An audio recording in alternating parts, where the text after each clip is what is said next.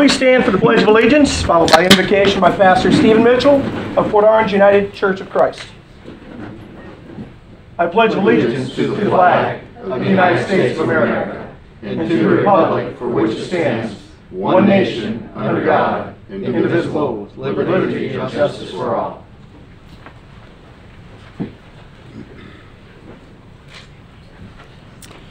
Our loving God, as we enter into this season of anticipation and expectancy, let us reflect upon the many ways in which you touch our lives.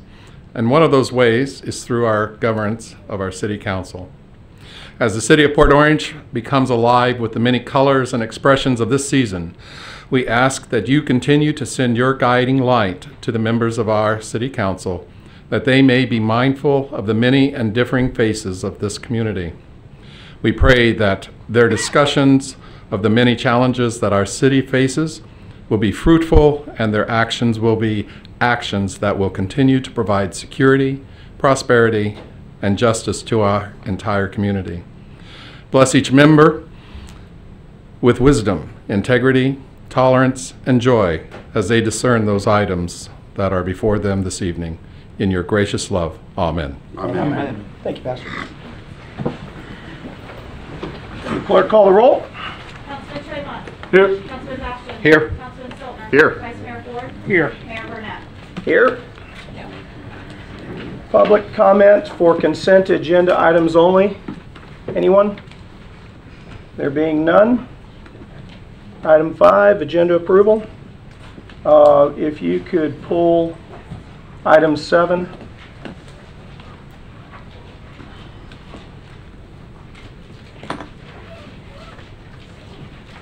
Anything else? Otherwise, I'll entertain a motion for the balance. Move to approve the balance of the consent agenda. So moved. Or second, excuse me. We have a motion and a motion second. We got to call the roll. Councilman Tremont. Yes. Councilman Bastian. Yes. Councilman Siltner. Yes. Vice Mayor Ford. Yes. Mayor Burnett. Yes, 5-0. Item 7, council meeting schedule. I just want to make sure everybody noted that our January 1st meeting is January 4th, not the 2nd. So we moved it the day after New Year's. Yeah. Staff's just coming back, so we want to make sure everybody made a note of that since that's coming up so quickly. There were a couple other changes and the like, but I just want to make sure that everybody saw that since that's coming up. Noted. Move for approval, please. So moved. Second. We have a motion and a second. All in favor, please signify by saying aye. Aye. No opposed? 5-0, which takes us to item C, Town Center CRA meeting. We will temporarily recess council and convene as a CRA. Is Mr. Donadio here? He is not, sir. That's right. Who is the vice chair? And then? Ben is not here either. Who's our vice chair on that? If you could look that up real quick. I don't think Drew was here that night. That might be Drew. No, Brew. Oh, well, it might be, but he's chairing the next one, so. Could be a twofer.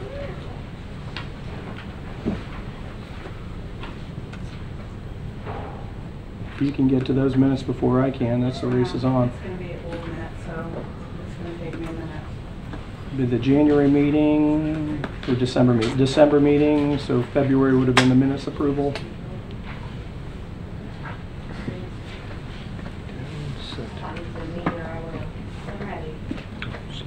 I should have poked him the other day when I saw him.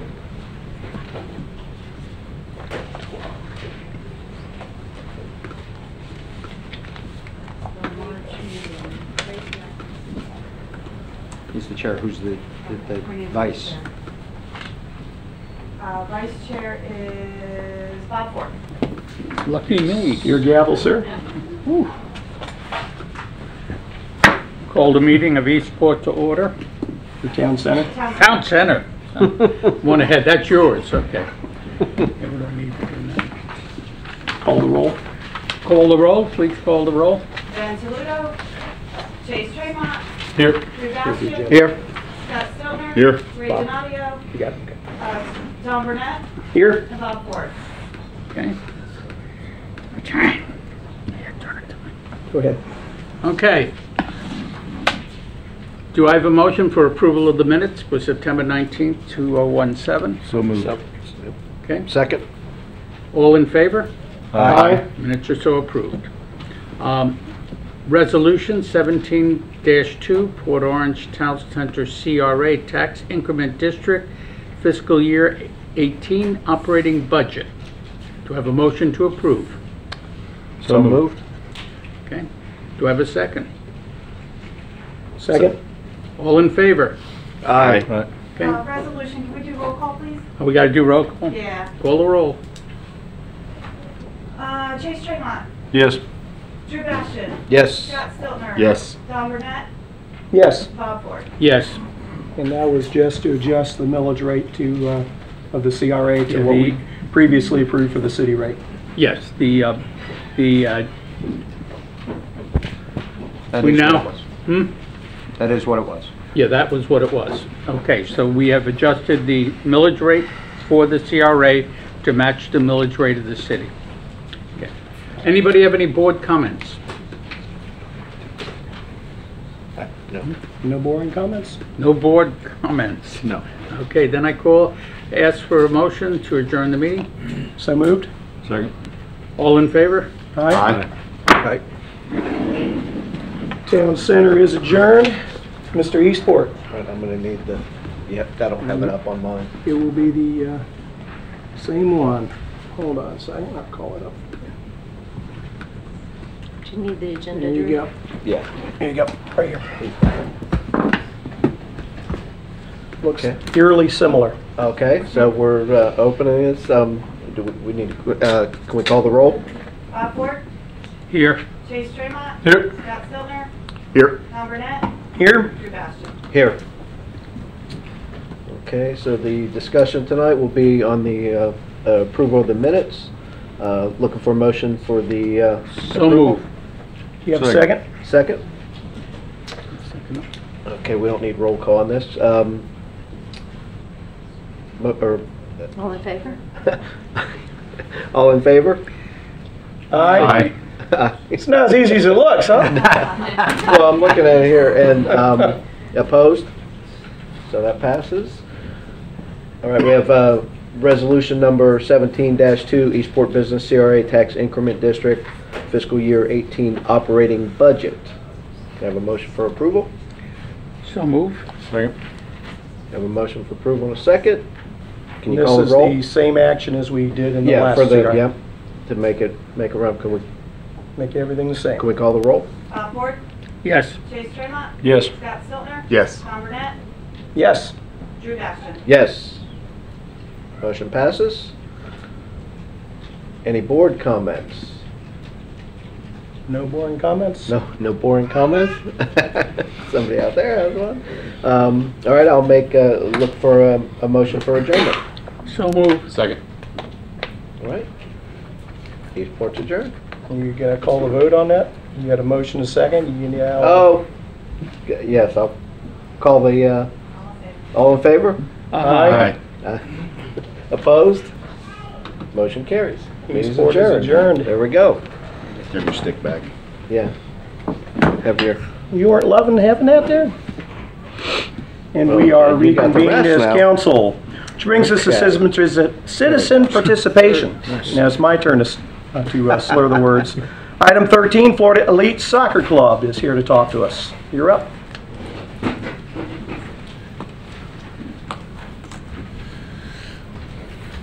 Good evening, Mr. Mayor and Council. My name is Mark Greenberg. I'm the current president of the Port Orange Soccer Club. I thank you for the honor to speak before you today. We are here to discuss an exciting time for soccer players and our community. The Port Orange Soccer Club, which is Volusia's largest soccer club, is in the process of merging with Florida Elite Soccer Academy, which is the largest youth soccer program in Florida. In attendance with me tonight is Stephen Mail, the president of Florida Elite. He'll be speaking shortly to inform the council of the great things Florida Elite can do for our youth and our city. As I said, this is an exciting time for soccer and all youth sports in our area, and we want to make this meeting a very positive one and discuss the great things in store for Port Orange. To begin, I'd like to give you some facts about sports in our town and discuss some issues we have been dealing with. According to our Parks and Rec, our baseball program has about 650 players and 11 fields to play on. That's 59 players per field. Football has about 240 players and cheerleaders combined, and 1 field to play on and 1 field to practice on. That's 120 kids per field. Between rec, adult, and club soccer, there are about 960 players and 3 true soccer fields to play on. That's 320 people per field.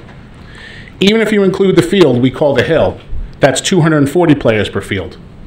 Let's take that one step further and use 2 outfields on the baseball fields for a total of 6 fields. That's 160 people per field, far more than any other sport. With this many people on the field, there's no wonder field maintenance is difficult. Port Orange is missing out on grants and huge opportunities that other cities in our area are taking advantage of. For example, just one grant offered by the Florida Youth Soccer Association gives free soccer equipment to recreation leagues, which I know Port Orange does not take advantage of. There are also other grants available to help build buildings, fields, and infrastructure. Did you know youth sports travel and tourism business is a $9 billion a year industry? HBO even did a documentary on it. If Port Orange could capture just 0.01% of this industry, that's just shy of $1 million a year. With a proper sports complex, our proximity to Orlando, a little bit of vision, and this great city, I know it is something our community can benefit from. Before I turn the podium over to Florida Elite, I'd be doing this club a disservice if I didn't bring you up to date on some history and our current state of affairs. If you remember, the soccer club came before council about 5 years ago, asking the city to work with us to obtain additional field space for our club and our community. Council directed us to the Parks and Rec Advisory Board, which we had a meeting with, and at that time they informed us they had adequate field space for rec soccer, and rec soccer is their priority. After that disappointing news, we came back before council about a year later and were informed that the city was going to build a great new complex at Karasi that would be shared primarily between Pop Warner Football and the soccer club. We were most appreciative and ecstatic to get that news. Well, prior to the first blade of grass growing on that field, that plan changed, and we were told the field was going to be used almost exclusively by Pop Warner. You can imagine our disappointment.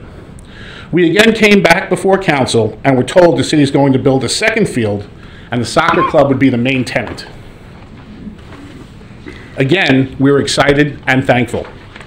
Once the field was built, our semi-exclusive usage lasted about 6 months. Since the soccer club is not allowed to play games when football games are being played due to parking issues. For this past fall, which began in July and ended in November, we were granted usage of the field at Karasi Monday to Thursday, plus Saturdays for games, of course when football wasn't playing. 2 weeks into our season, we were informed that we'll be losing Karasi Monday and Wednesday due to rec soccer needing additional field space.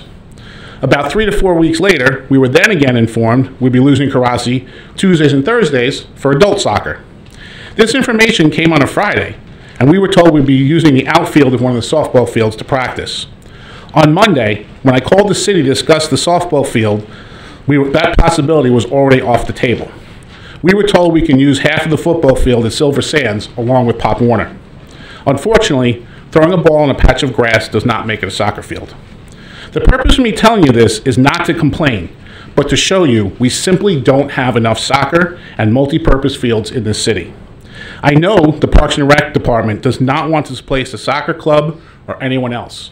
They do best to play the hand that they've been dealt. Our main field at Southwinds, which is where we have traditionally played our games, was completely renovated less than 2 years ago. Since then, the fields are worse than they've ever been. They are so bad that the league deemed them unplayable, and the city now has them shut down. This leaves us playing our small-sided games at Airport Road, which is far from ideal.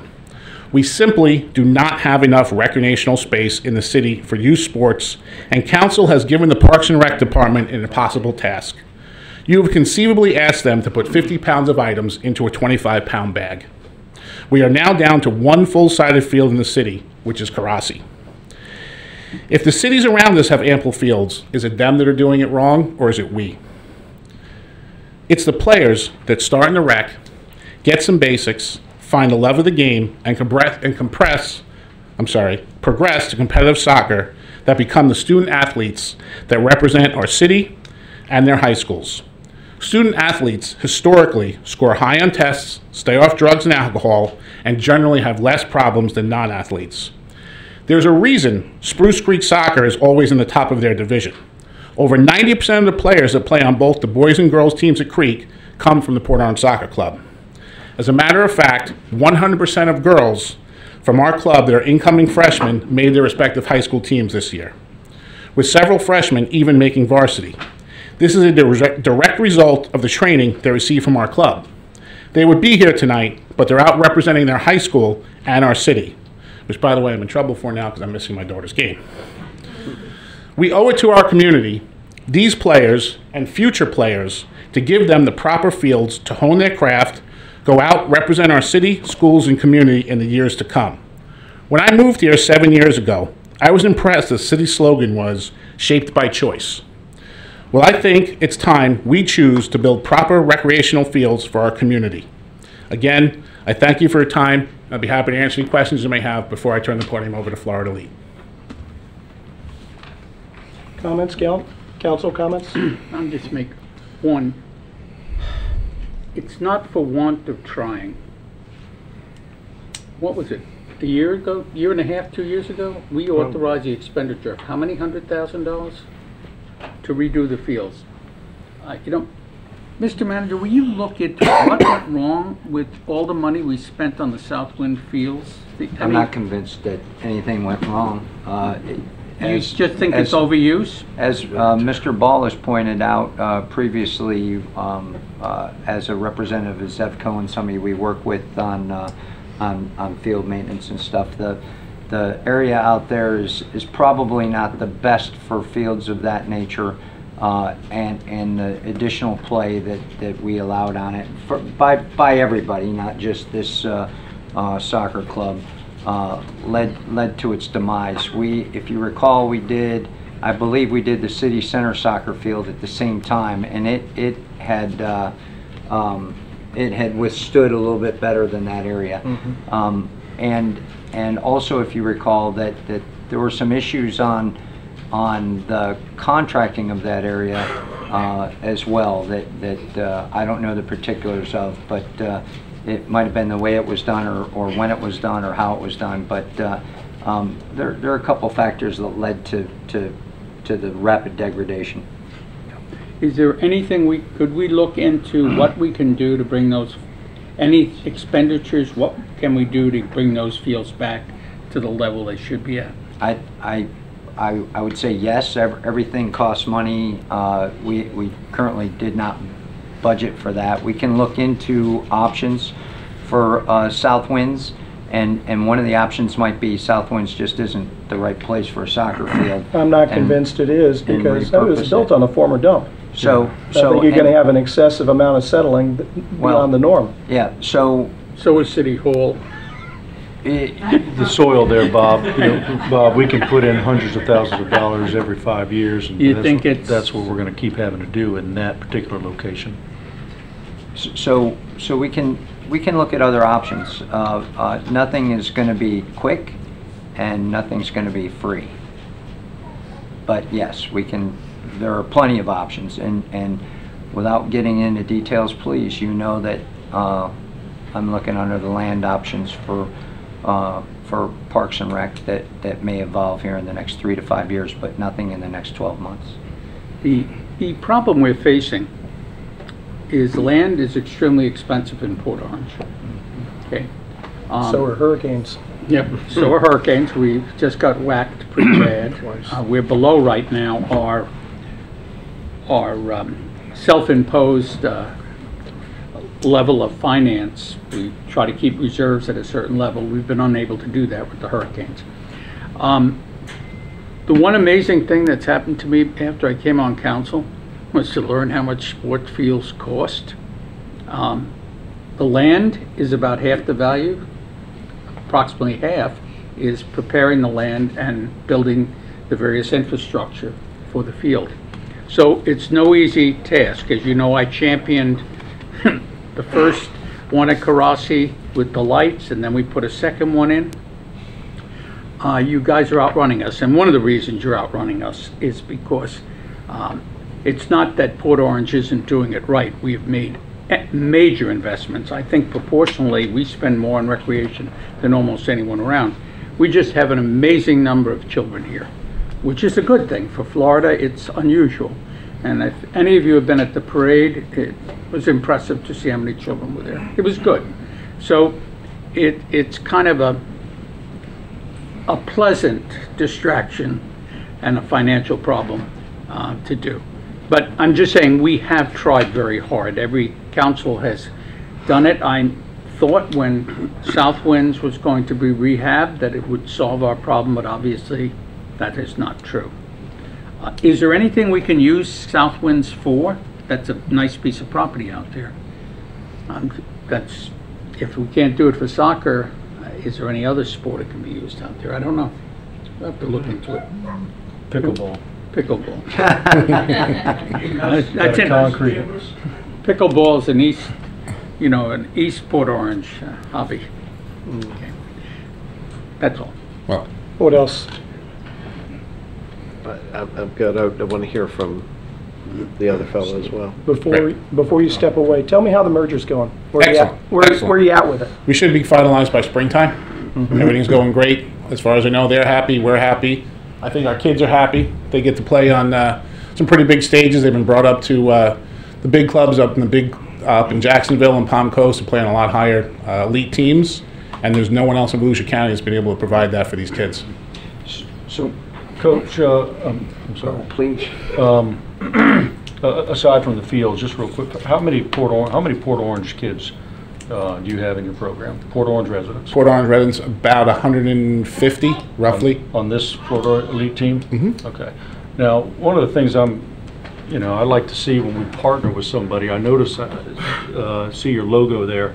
It says Florida Elite. Is there a reason why it doesn't say Port Orange on that? The reason why it doesn't say Port Orange, and Stephen can elaborate on that, is, excuse me, when we started the merger, it just simply wasn't enough time to order uniforms for the kids this season. We'll be correcting that for our next set of uniforms. We'll be here next season. We are going to correct that? Mm-hmm. All right, good. Without a doubt. I see that as a benefit when we travel, and Port Orange is advertised. Without a doubt.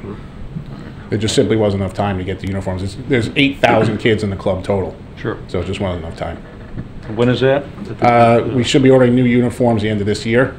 Okay. At very least, we're working on other solutions as well, as far as putting a patch on the shoulder for the spring season. So hopefully in the next, 6 to 8 months we'll have that resolved. All right. Okay. Anybody else? Have more thoughts on the fields later on. Jake? Scott, did you?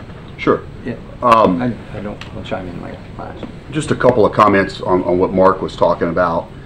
You talked about the HBO documentary. I appreciate you sending me that. Got a chance to take a look at that. But I looked into that a little bit deeper, and there's quite a few disturbing stories behind the scenes with that.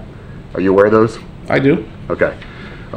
Because if you say that it's a $9 billion a year industry, but it takes $15 billion to bring in the 9, that's a problem for the taxpayer. Right. So, one of the ones that really caught my eye that I looked at, and I said, man, that kind of looks like something I'd love to see in Volusia County, was the Westfield, Indiana I think it was called Grand Park or something. But essentially what they did was they spent $49 million to build state-of-the-art, world-class amateur sports competitive complex. Very cool. But before the project even got finished, they ended up having to take another $6 million out of their city infrastructure fund to save the project. And in the first 2 years that the project should have overwhelmingly sustained itself, because it's the newest thing and greatest thing on the block, both years they suffered a debt loss. So, and what they're finding is that the commercial support that they anticipated to come behind that, the hotels and all the building, it's not coming. It's not coming fast enough. And now the taxpayers are having to pay back these bonds and this debt. And it's a lot of money, and it's got to get paid for. So I agree that there is definitely a need. I just want to caution us as we try to figure out how to do that. We really got to do our homework, because there's a lot of promoters out there, like the gentleman in that video, He's produced that video because that's how he makes a living. But you got to go look behind the scenes, and you got to do the research, and you got to go talk to those folks and see what went right, what went wrong. Because one thing I don't want to do, Bob's, if I can borrow a slogan from Bob, is we don't want to be on the bleeding edge. We want to be on the leading edge. And you know, we do have a growth concern for youth athletics in our city, and it needs to be addressed. We've been talking about that for a long time. I think that the primary charge of our council is to address the needs of our rec programs first, because those are taxpayer based. I know folks that I've talked to, not necessarily recently, one of the concerns they've had with some of the teams through the soccer club is that a lot of times the majority of the team, maybe individual teams, are not necessarily made up by Port Orange residents, but you've got quite a few in the program. So like you say 150, but how many total people are in the program? 300, right? Yeah, about 300. So roughly 50%, so a large portion. And by the way, what you were reading earlier, while I think there's a lot of truth to what you read, you've also got to keep in mind that we don't shut the doors to our Parks and Rec program for children from other communities. So they can come to Port Orange, and they do. Sure. And so a lot of those numbers are complicated by children from all around Volusia County coming to Port Orange and participating in some of those athletic programs. So my point is, Mark, is that we hear you. We get it. It's not just a soccer problem. It's an overall youth athletics issue. It's a land issue. It's a how do you pay for it issue. You know, when you start talking, because honestly, let's be honest, we're not talking a couple $1 million here. We're talking tens of millions of dollars to do a complex of these magnitudes. Even if you don't go to the degree of something like Grand Park, which is close to 60 mil now that they're roughly done with it. But even if you did a $20 million project, those are big numbers for even communities in Volusia County, and how to address those. The other thing I wanted to mention to you, as far as the club soccer sport goes, almost 3 years ago, I asked for the board to provide some information. And I said, look, I got to better understand this. The city needs to better understand what exactly are those needs. And I asked for roughly 25, 30 things. I never got them. And then I know Jack Wiles on the Parks and Rec Advisory Board asked for them about a year after that. Got some, didn't get them all. One of the things we need you to help us understand, what exactly do you need? What are you asking for? Don't give me a broad vision. I got to know specifics. How many square feet? How many fields? How much parking? I got to know all that stuff. You know what I mean? Because none of us up here, none of us know it the way you and your board members probably know it. And I've been to a lot of athletic fields all over the state of Florida. I've seen incredible complexes where they happen to be the hometown of a pro baseball player and they stroke a $10 million check or whatever. Matter of fact, one in the video, I think the one in Myrtle Beach was financially supported by was it pro baseball player, yeah. So, man, we're looking. If you know somebody that's made it big in Port Orange that wants to write a huge check, trust me, we're not shying away from that. Don, you can't write that check. We got some football players, don't Do we? we? Yeah. About ready to roll into the NFL. We need some. But just to address two quick things you said about asking for items from our former administration, I wasn't part of that. If you asked me, I just want to let you know, I would have happily been given to you. Yeah. And also, address numbers as far as kids out of the city. A lot of not a lot, but some players have left and gone to play in other clubs. With the addition of Florida Elite, as soon as we announced it, we've already had some of those players coming back. So I think a lot of our players that have left due to whatever reason, whether it be fields or better opportunity, will start to come back to the club now that we have such a big force behind us. Yeah, and I get that, and I understand boards are going to change. By the way, that's a concern of the city. We want to see stability in a program that we're going to partner with. Which is what you'll see with Florida. Right. What's the partnership bringing to the table? We got to know that stability there. One of the things was the 5 year. We wanted to see 5 years worth of financials. They weren't readily available when we got them. They weren't complete. Those kind of things. We need to know what those are if we're going to get involved in partnerships, so to speak. Just like you would expect from us. You want to know what's the stability of your partnership, what's their financial stability, what's the long-term goals. Heaven forbid, can you imagine you go and you build a complex and part of that complex includes 20 soccer fields until next year there's we don't a need board. 20 is too many. Right, 20? 10. And then next year That's all of a good. sudden the club shuts down and goes away, and now And that's the why I think you'll be taxpayers happy to still hear. gotta That's pay why I for think you'll be happy to hear from Steve, and I think he's got Okay. some great insight and let you guys know on a lot of information. So I know we're getting short on time. I'd really like to have him come up and give you some great, exciting news of what they can do. Let's do it. Okay, thank you. Steven?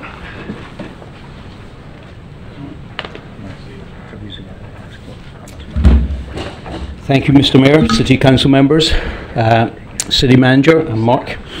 Good evening. My name is Stephen Mayo. I'm the President of Florida Elite.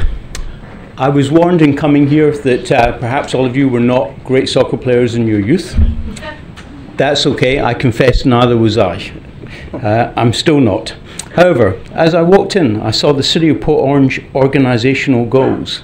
I saw Goal 1, public safety. Then I saw infrastructure, quality of life, economic development, fiscal responsibility, organisational excellence. And I thought, wow, that sounds like us. So actually, we do have a lot in common. So I'm very excited about that. We appreciate so many young people coming out today. There are a lot of games going on, so our number is a bit reduced. But we would like all of our soccer players to stand and be recognised.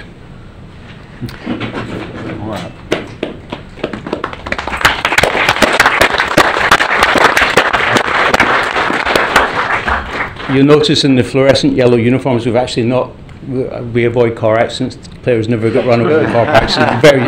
It's a very safe uniform. So these kids, they're our future.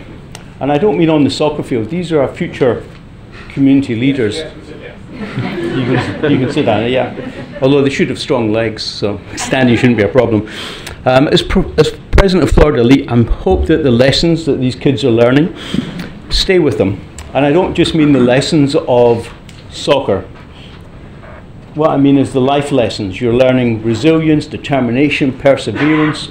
Each and every one of these kids is learning grit. These are qualities that every adult needs, and they're learning them through competitive team sports. I'm fortunate enough to know a couple of women that were listed on Time Magazine's list of 100 most influential women in the country. They called these 100 women together. They're trying to figure out what they all had in common. What they figured out was each and every one of them played competitive team sports. That's what they had in common. They didn't have to play at the highest level, but they'd all played, and it clearly impacted them. So, who is Florida Elite? We have 7,000 players. We're Florida's largest and most successful youth soccer program. But what exactly does that mean? We believe in community care and community impact, and I'll address some of your comments later. We are a 501c3, so we're a non-profit. I'm a volunteer. I work 7 days, 7 nights on this. When I came in as president, we had 800 players. We now have 7,000 because of excellence, because of some of the things that I saw on that sign out there. Currently,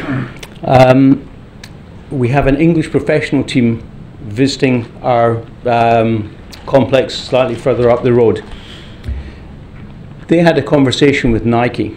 This club toured the United States last year. They said, we never really got much support from Nike. The only time we've ever seen Nike excited was when we told them we were thinking of partnering with you guys. Nike told us that no other club in the country is doing what Florida Elite is doing. No other club. That's coming from Nike. So this professional club, they now want to partner with us. We will be their sole North American partners. It's a big deal. It's a very deep partnership. It's not about buying their shirts. They don't want us to buy our shirts. They want us to send players over, coaches over, teams over. So within a week, we're about to announce the first players going over to train with them. You're asking about Port Orange. So the uniform orders, we put them in December. We had discussions with Mark in June about coming in as partners. We'd ordered 15,000 uniforms. It's a lot of uniforms. But our plan is that we're about to announce this partnership with this top English Premier League club, and we're going to put their patch on our sleeve, and we're going to put the Port Orange patch during the close season, which will be December through January, on the sleeve as well. So it's coming.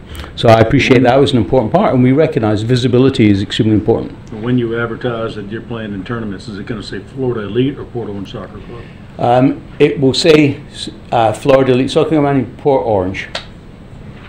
So we have Florida Elite Soccer Academies in different locations. What our style of coming in, we've come into different communities. This is one of a few communities we're in. We don't take players, we don't take the best players, we won't take the best players from Port Orange.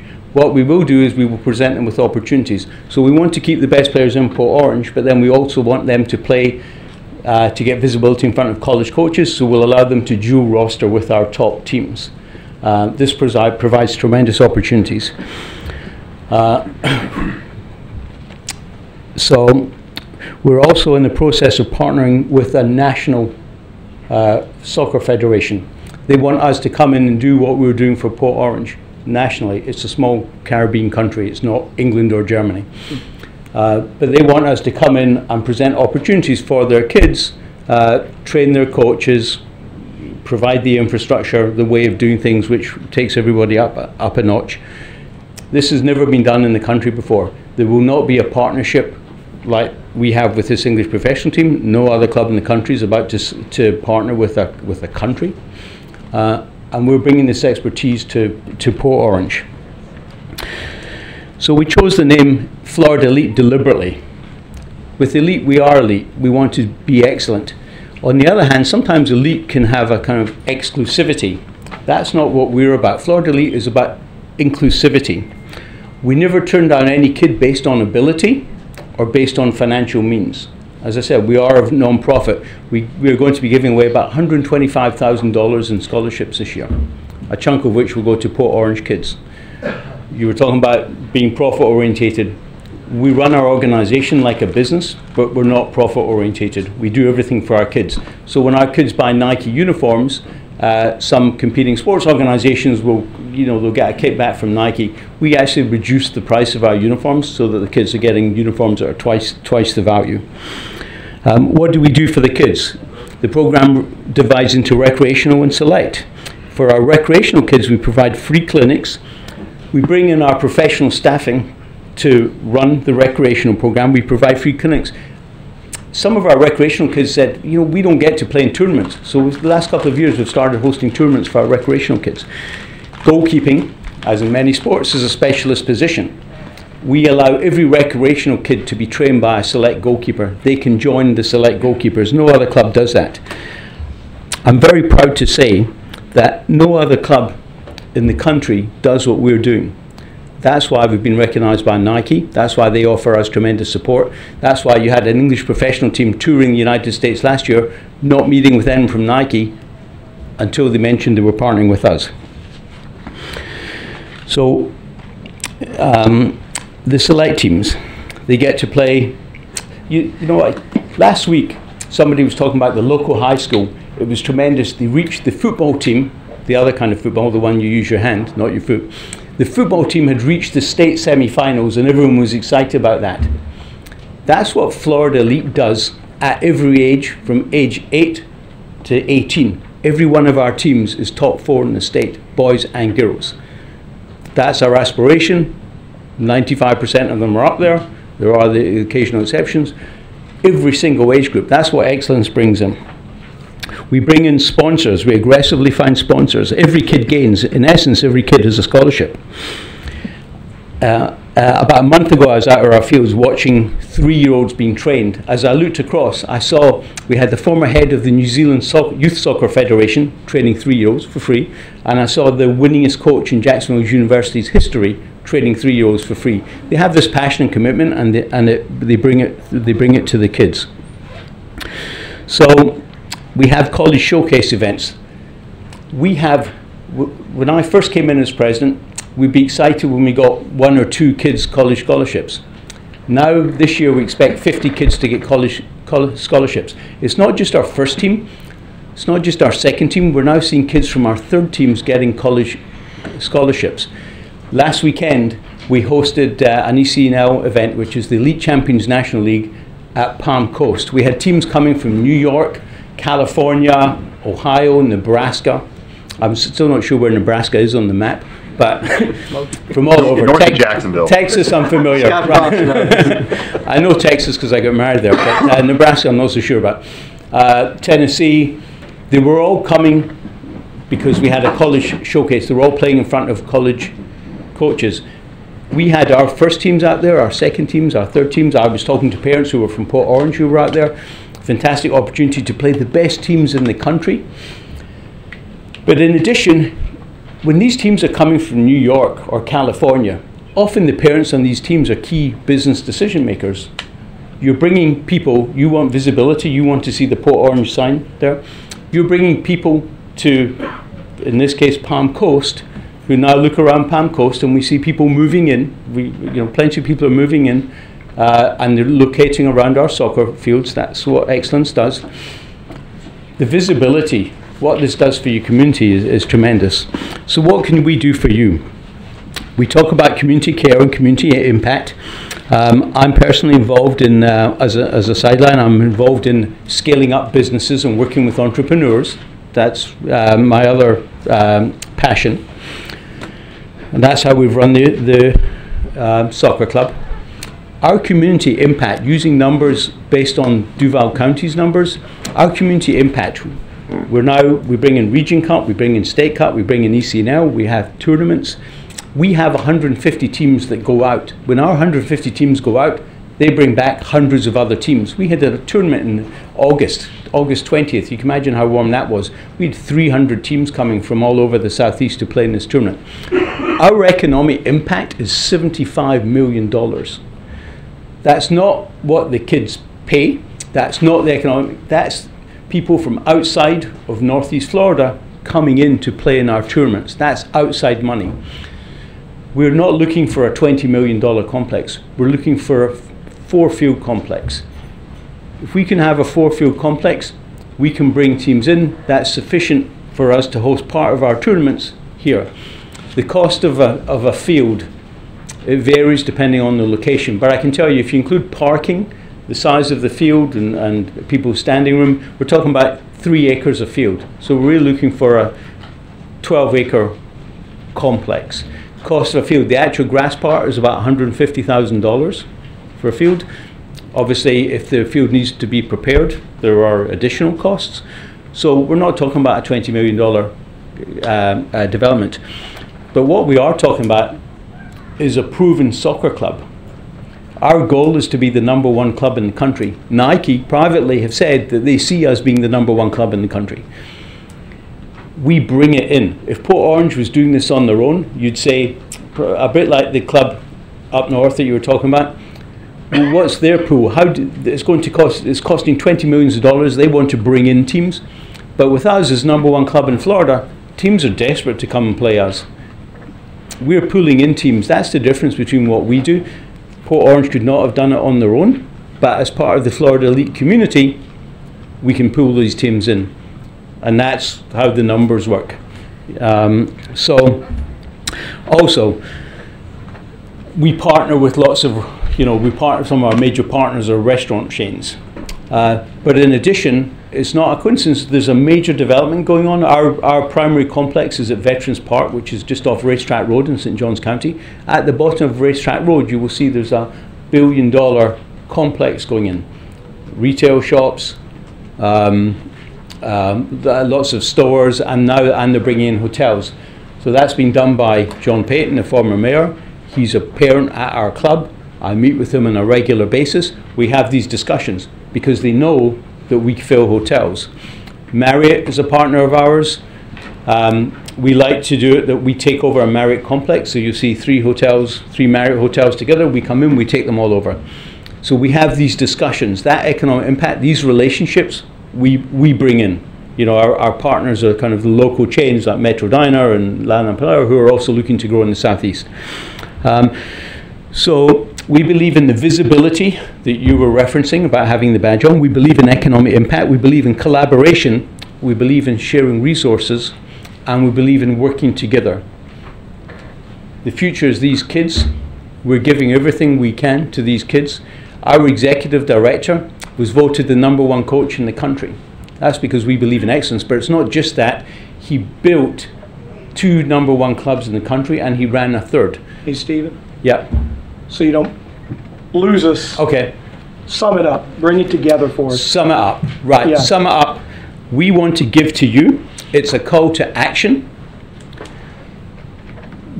our kids are cute. We don't want platitudes about our kids. This is for a call to action. You bring in a 4-field complex, we will bring in the economic impact that you're looking for. We will bring in the restaurants, we will bring in hotels, we will have those discussions. We will bring in the teams that want to play our teams. That's what we're talking about, and that's why Port Orange decided to partner with Florida Elite. Economic impact, economic development, those are our passions, and the kids are our #1 passion. So thank you very much. If you have any questions. Any questions? Anything further? Yeah. Go ahead, Well, Chase. I mean, I'd like to, have some dialogue, I guess. First of all, I appreciate what you do, and you coach as well. I coached travel basketball for a long time in Atlanta, and I'm a high school basketball coach now. I know the time and effort that it takes to do what you do.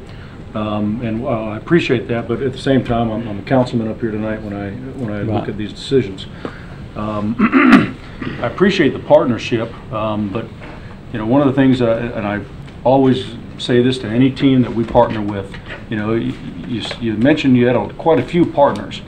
I'd be curious to know who they are and just what kind of level of integrity they hold themselves to, because my same comment is anywhere.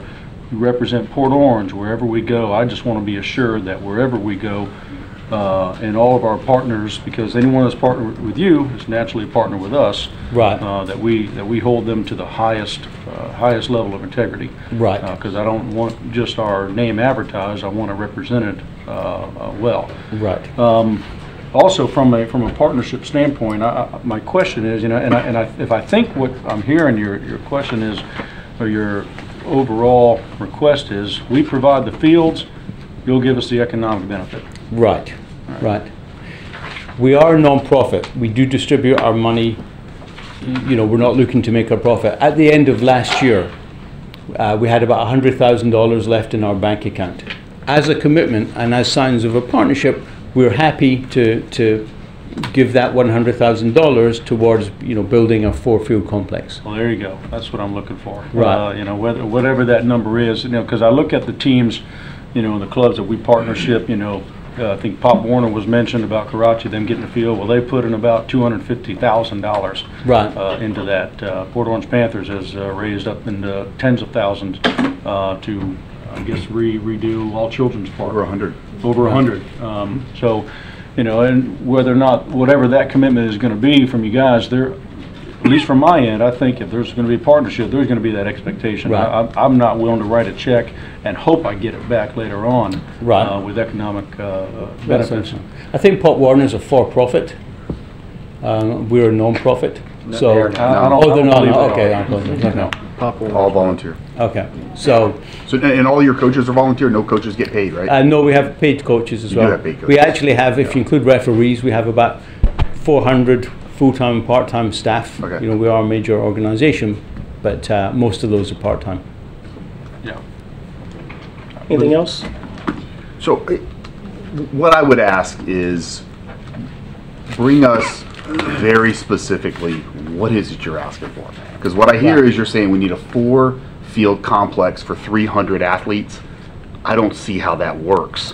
I mean, I actually, believe it or not, you're right. I was never very good at soccer, but I did play. But I also see what any of the field sports, what the impact is they can have on the field. And I don't see how 300 athletes on 4 fields practicing, training, skills clinics, and tournaments, how 4 fields can sustain that for 300 players. But maybe it can, I don't know. But I need to see that plan. How does that look? How does that work? Right. In terms of economic development, I'm going to tell you, you've got your work cut out for you there. We don't have hotels like Myrtle Beach, South Carolina. Yeah. That stuff in Myrtle Beach, I get it. They bring 1,400 teams or athletes or whatever. They're going to stay in all those hotels up and down Myrtle Beach, South Carolina. Right. Huge revenue generator. Mm-hmm. We don't have that in Port Orange. We've got 2 hotels. They're basically the small business commuter hotels. They're not really designed for that type of a thing. Yeah, we've got a few chain restaurants. Predominantly, though, they get impacted on whatever else is going on in the city. So, right. What I'm saying is, if you're going to say that if you build us 4 fields, which I think is what you're saying, we're going to provide X number of economic impact. You got to do your homework on that, okay? Bring that to us and show us where you think that's coming. And lastly, I'll leave you with this. Cost of building the complex will never be the biggest issue. It will be the maintenance of that complex. Right. Which every one of those facilities that I've looked at, the ones Mark sent me, it is never going to be the first check. It's going to be that constant check. And that was one of the things I asked Port Orange Soccer 3 years ago was, okay, great, if we can figure out how to do this, who's funding that annual maintenance? Who's taking care of it? Because kind of what, and I'm paraphrasing, so please understand that, but kind of the summation here is, you're saying we want 4 fields of our own. 50% of the athletes are Port Orange residents, the other 50 come from wherever, and that may ebb and flow, but we want the Port Orange taxpayers to pay for it. Who's going to take care of it? Who's going to maintain it? Because the maintenance costs, those annual costs, those are huge. Those are really, really expensive. And so I just need to see all that, and I would like for Florida Elite, or however you guys are structured, very detailed, break that down for me, exactly what you're asking for, and let's take a look at it and see. I mean, you know what, unless we finally get this thing down, and by the way, this would not be a 4-field complex, because we've got other things we have to look at. So this would be maybe fields at part of a bigger complex where there's other things. Because quite honestly, you gotta have the efficiencies. It's a tough thing for municipal elected officials to make consideration to build something for a private club that's going to be exclusive. And I can't see, if it's only 4 fields and you've already got 300 athletes, how there's going to be room for our Parks and Rec and other programs to utilize that. So you're kind of asking for something really unusual, and we just need to be able to get that structured out and to take a look and see. But I'm a huge fan of. I have 2 kids of my own, played sports all the way. Growing up, I did the same thing. Team sports are where it's at. I'm a believer in it. I get it. But we've got a lot of other, a lot of priorities. We need to figure out how to try to make them all win. That's what I'm thinking. Right. Well, and I think at the very least, club soccer aside, there are things that we can do from the rec standpoint. Sure. We have a wonderful facility at Karasi that was designed and built initially before any of us who are sitting up here were here. And it's a great facility, and it has major parking issues. I don't know what happened with the original design. That's something that we're struggling with, and that's ongoing as well. And it's not an easy fix, but it's something we're very aware of. We're very aware. I've been out to the fields at South Winds. I've compared that to the soccer field we have at City Center that we redid and redressed at the same time, and it doesn't compare. So there are some issues, at least from a rec standpoint, that we are working on. Right. And we will continue to work on that. But the things Scott asked for, he makes some very good points. What I would like to do is maybe we sit down once your merger is completed, you work on some of those things, and let's have a preliminary conversation before we get back together with the main group. Yeah. And the good thing is, from our perspective, we have 10 events a year, and we're looking to increase that to 12. So we have college showcases, we have all kinds of events. So it's just moving part of our showcase or part of it to here. So we're not talking pie in the sky. We're talking, this is easy for us to do. Straightforward. I understand the difference between, fixed costs and variable costs. So we appreciate your capital investment, and we're happy to review and consider, certainly looking at the variable costs and, perhaps taking over some of the maintenance costs, just looking at our numbers. We can talk about. Yeah, I would also appreciate if you all could have a meeting with our rec department and our rec board, a further follow-up one. They're the people that understand our program better than any of us on council, probably. So I really will value any input from the rec board and the rec department. Again,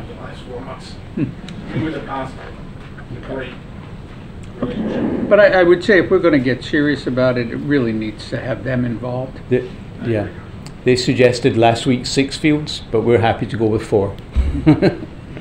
Well, so, and part of that might be because of the mixed needs of rec and club. So. I am concerned about building facilities with common taxpayer money for individual clubs. So, while we can certainly work with a club to provide exclusive use, I'll have to give that a lot of thought. Right. We do allow other people to play on our fields, you know, That we would are, we- become crucial Right. as an item we, because we are in 5 counties. We are community focused. We do allow people to play in our fields. There's only one field which needs a bit of protection that we lock up. We try and encourage people. We have a turf field, so we try and encourage people to play next door to it on the turf field. We have the grass field. One field out of, 25 fields roughly. There are one field out of 25 that's locked up. So we're happy. A lot of these parents that play soccer have kids in our clubs. We have a good rapport with the I communities. understand the need of that, but I'll be honest, I would have a real hard time putting taxpayer dollars into a field and not letting them play on it.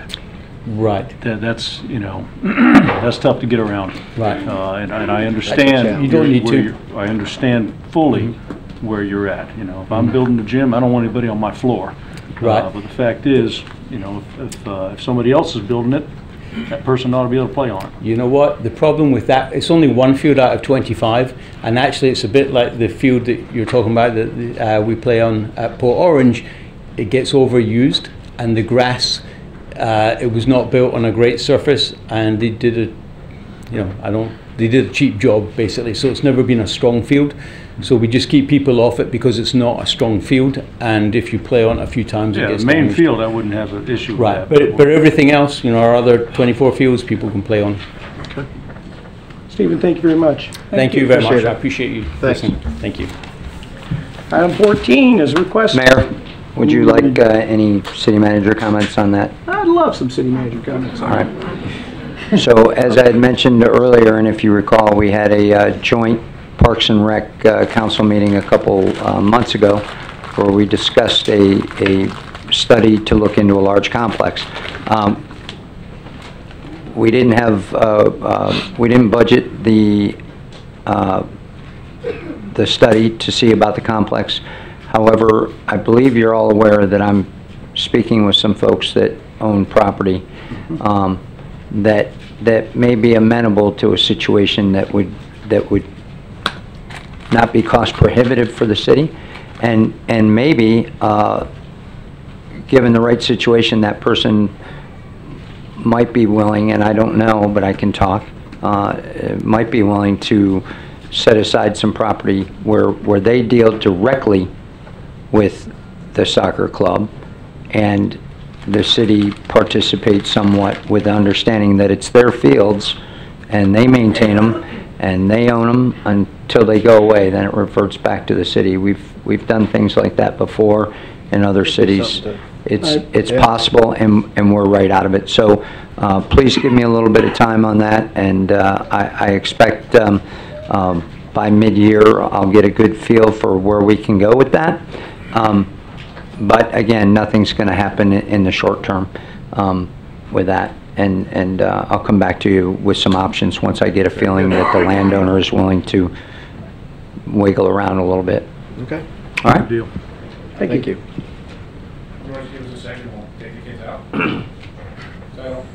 Oh no, they got to stay here the whole night now. We don't take a Lock the recess doors. until 8:30, but Now, let's go ahead. let them go. Practice. Guys go to practice. That's right. Go get them. Good luck. Thanks. Good to see you.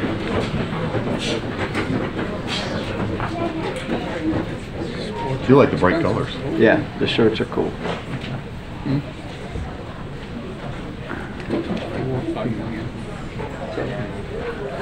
Well, it being dark outside, at least I know they're all going to be They're going to safe. be safe, yeah, That's walking right. through the center there. you gotta be nuts to do it. Anything happens.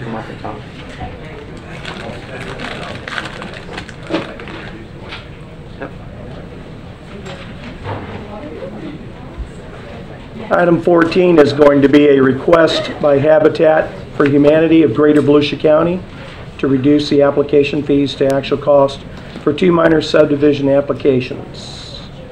They're trying to get, Try to read that nice and Bad slow. placement. And you know I don't talk slow. No. Yeah. You all. Yeah. I'm Colleen Miles, Land Development Resource Group on behalf of Habitat for Humanity of Greater Volusia County. You have before you a request to hopefully alleviate some of the fees that we've incurred during this process. It ended up going a little bit more lengthy than we had originally anticipated, and I'm willing to answer any questions you may have. So they're looking. Jake, do we have a staff perspective to share with us before we ask questions? Yes, as a matter of fact, I'd like to have Tim Berman, our Community Development Director. I think you sure about that? There was a word missing there. I thought, did he say interim? I didn't hear the word interim. I forgot to whisper in your all's ear. Welcome, Tim, our new Community Development Director. Thank you. Congratulations. No interim. You know what this means?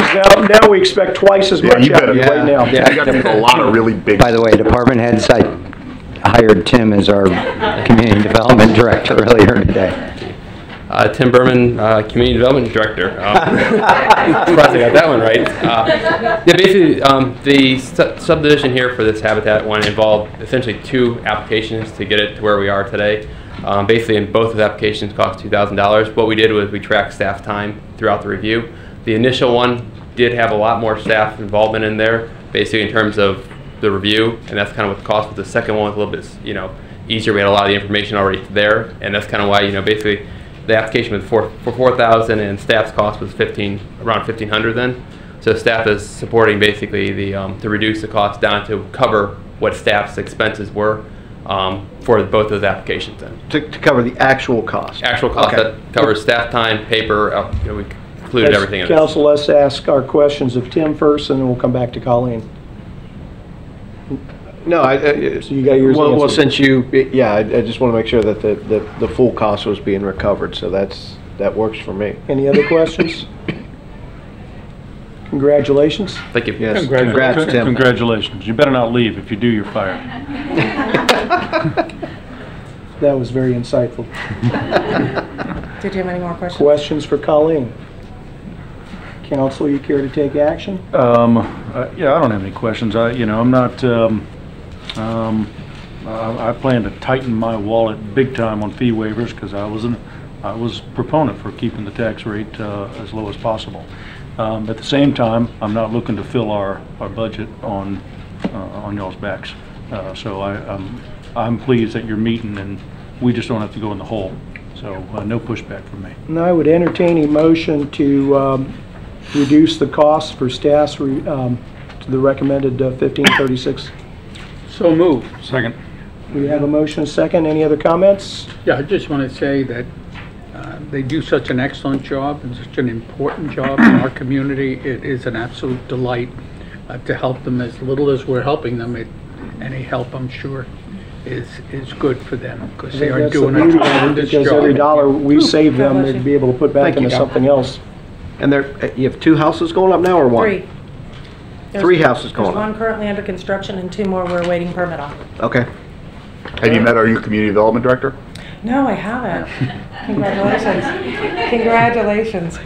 Great decision, by the way. We have a motion on the floor. Call the roll. Councilman Tremont. Yes. Councilman Bastian. Yes. Councilman Stiltner. Yes. Vice Mayor Ford. Yes. Mayor Burnett. Yes, 5-0. Thank you very much. Thank you for your time. Now, that one didn't take near as long as the one before. No, it did not. Well, let's see what number 15 does. The Port Orange South Daytona Chamber and Rotary fee waiver request for Riverwalk. And I read that nice and slow, too. There's Sean and Debbie. Mr. Shaw. Good evening. My name is Sean Gepford. Do I need to give you my address tonight? Yes. No. 5501 St. Regis Way, Port Orange. And congratulations, Tim. I know he's been pulling his hair out for the last couple of years in that position, his interim. Yeah. I come here tonight to talk to you about an event that came to mind as your park started coming to completion. And a little history about myself. I had the pleasure of sitting on the board at the Rotary Club of the Port Orange South Daytona, and I also sit on the board with the Port Orange South Daytona Chamber. And you guys created a great park, and the idea came that we need to figure out a way to bring the community to the park through some of the things that we do as a chamber, and as a Rotary Club, and a lot of our history going back 40 years with the Chamber, 30 years with the Rotary Club here in Port Orange. We've given a lot back to the community, and a lot has to do recently with trying to help the Ridgewood Corridor area. Those two organizations got together a couple months ago with Bob, and we went and did the Ridgewood cleanup. And we're really committed to helping bring attention back to that area. And with your park, I think it's a grand slam. It looks beautiful even at night. It's all lit up. It's really nice. So we came up with the idea that we would have the Riverfest on the Halifax.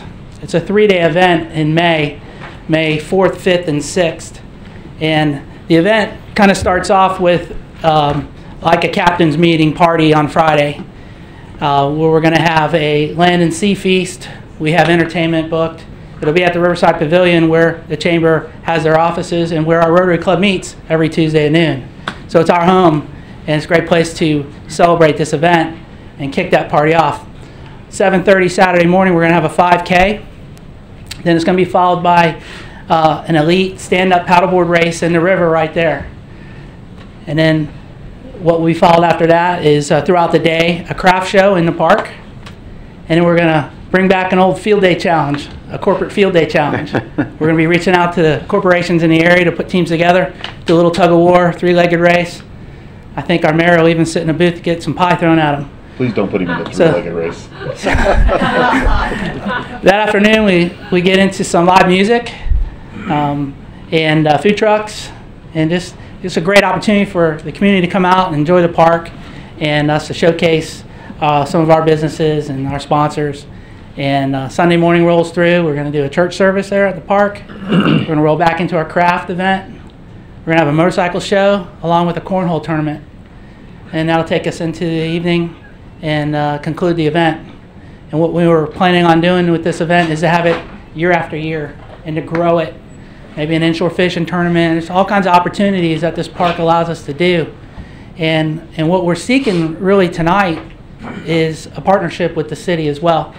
We want it to be the Port Orange Riverfest on the Halifax, brought to you by the Port Orange South Daytona Chamber and Rotary Club Port Orange South Daytona, and presented by its sponsors, in which you have lots of people interested in contributing their time into making this event a success and something that people look forward to every year, year after year. So with that being said, we're really looking at your approval to be able to start moving forward with our sponsorships and our marketing of it. Mayor, answer any questions you have. quickly before you get into the question, because I think I know. From you before we got into questions, because I want all the information. Yeah, so I think what you have before you is a fee waiver request, but Deb and I and Sean talked about this earlier, and what they're seeking actually is a co-sponsorship request, similar to what Family Days does. And you know, back in the day, you had the motocross thing out in the well fields and the That bike race, changes and completely. well, kind of, but not really. So the co-sponsorship with other organizations is a cost share, and what you have here is the city's best estimate of what it would cost to run a 3-day event there based on Port Orange 150, the only event we've had out there, and the costs associated with that.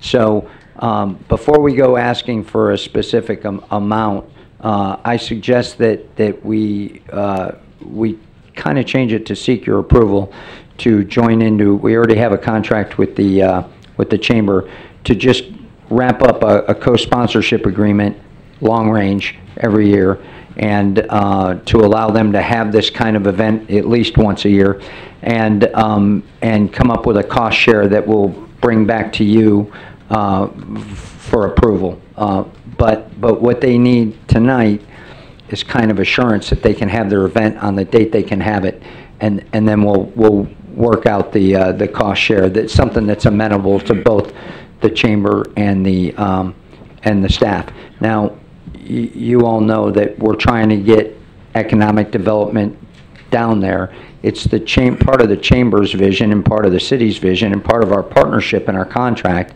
that we stimulate economic growth down there. And I think this not even loosely, this tightly fits into what we're trying to do down there by getting people, and I've actually had some small retail businesses ask me when the events are so they can start coming and getting it, feeling it out. So I think it lends itself to economic development. Our Chapter 50, as Susan kind of walked me through it, doesn't really talk about economic development partnerships. It talks about athletic partnerships. We heard from Florida Lead earlier. It talks about cultural, which I don't think quite fits, but that's where our house fits. So we might also tighten up or otherwise ask for an ordinance change just to stimulate a little economic partnership in cases where we need it. I know from planning purposes, the first stage is when you're going to do it. When are we going to have the event?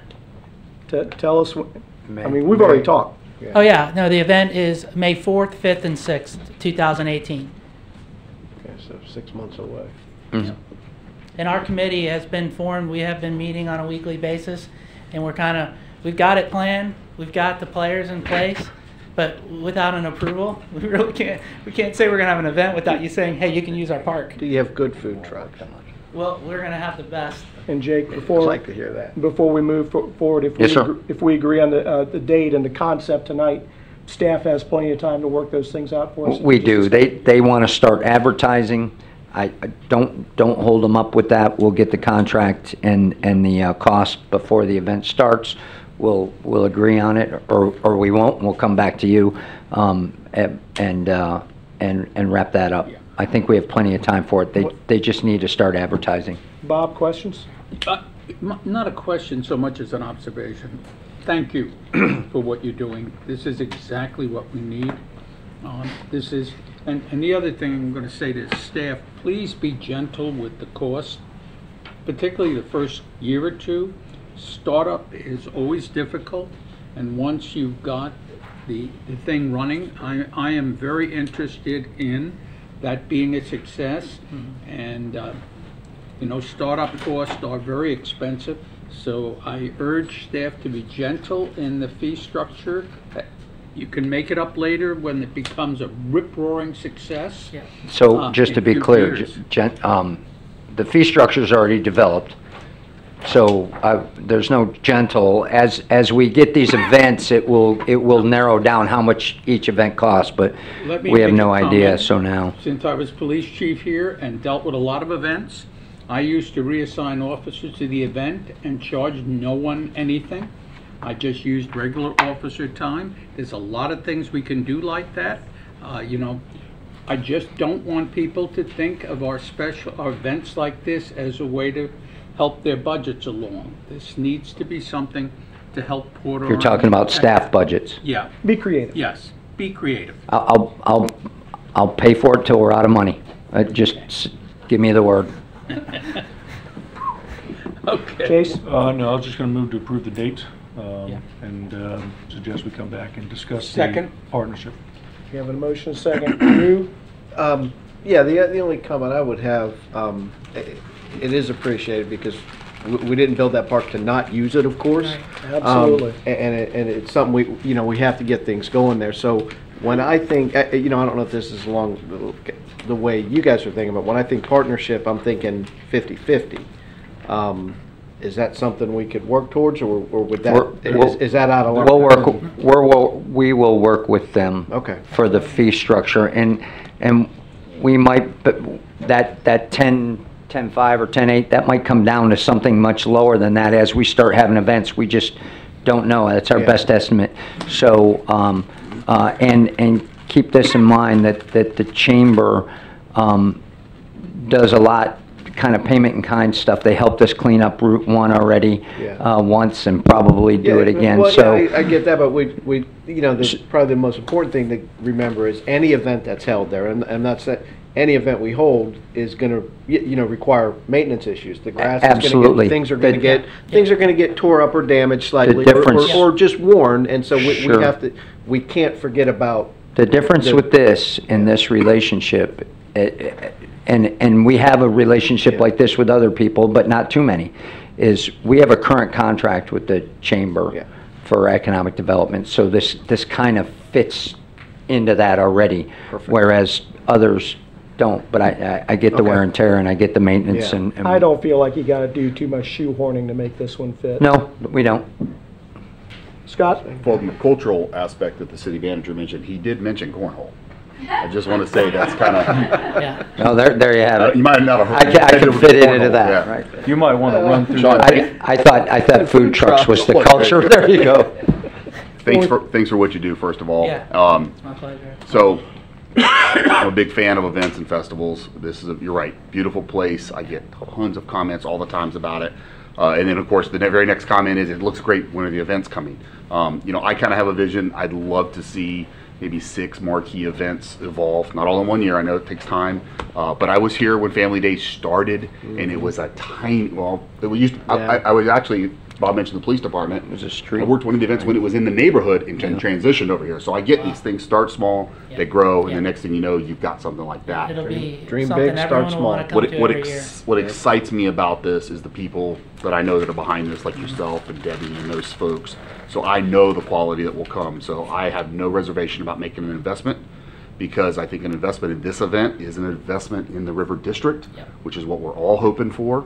And I know you guys will do a great job, and I'm excited that you're giving. I'm actually excited that you're giving us a chance to partner with your ideas. Yeah. I think this is exactly the kind of events that we want to see down there. Yeah, So that's I'm what looking we're forward to being there. I won't be in the 5K this year. Oh, come on.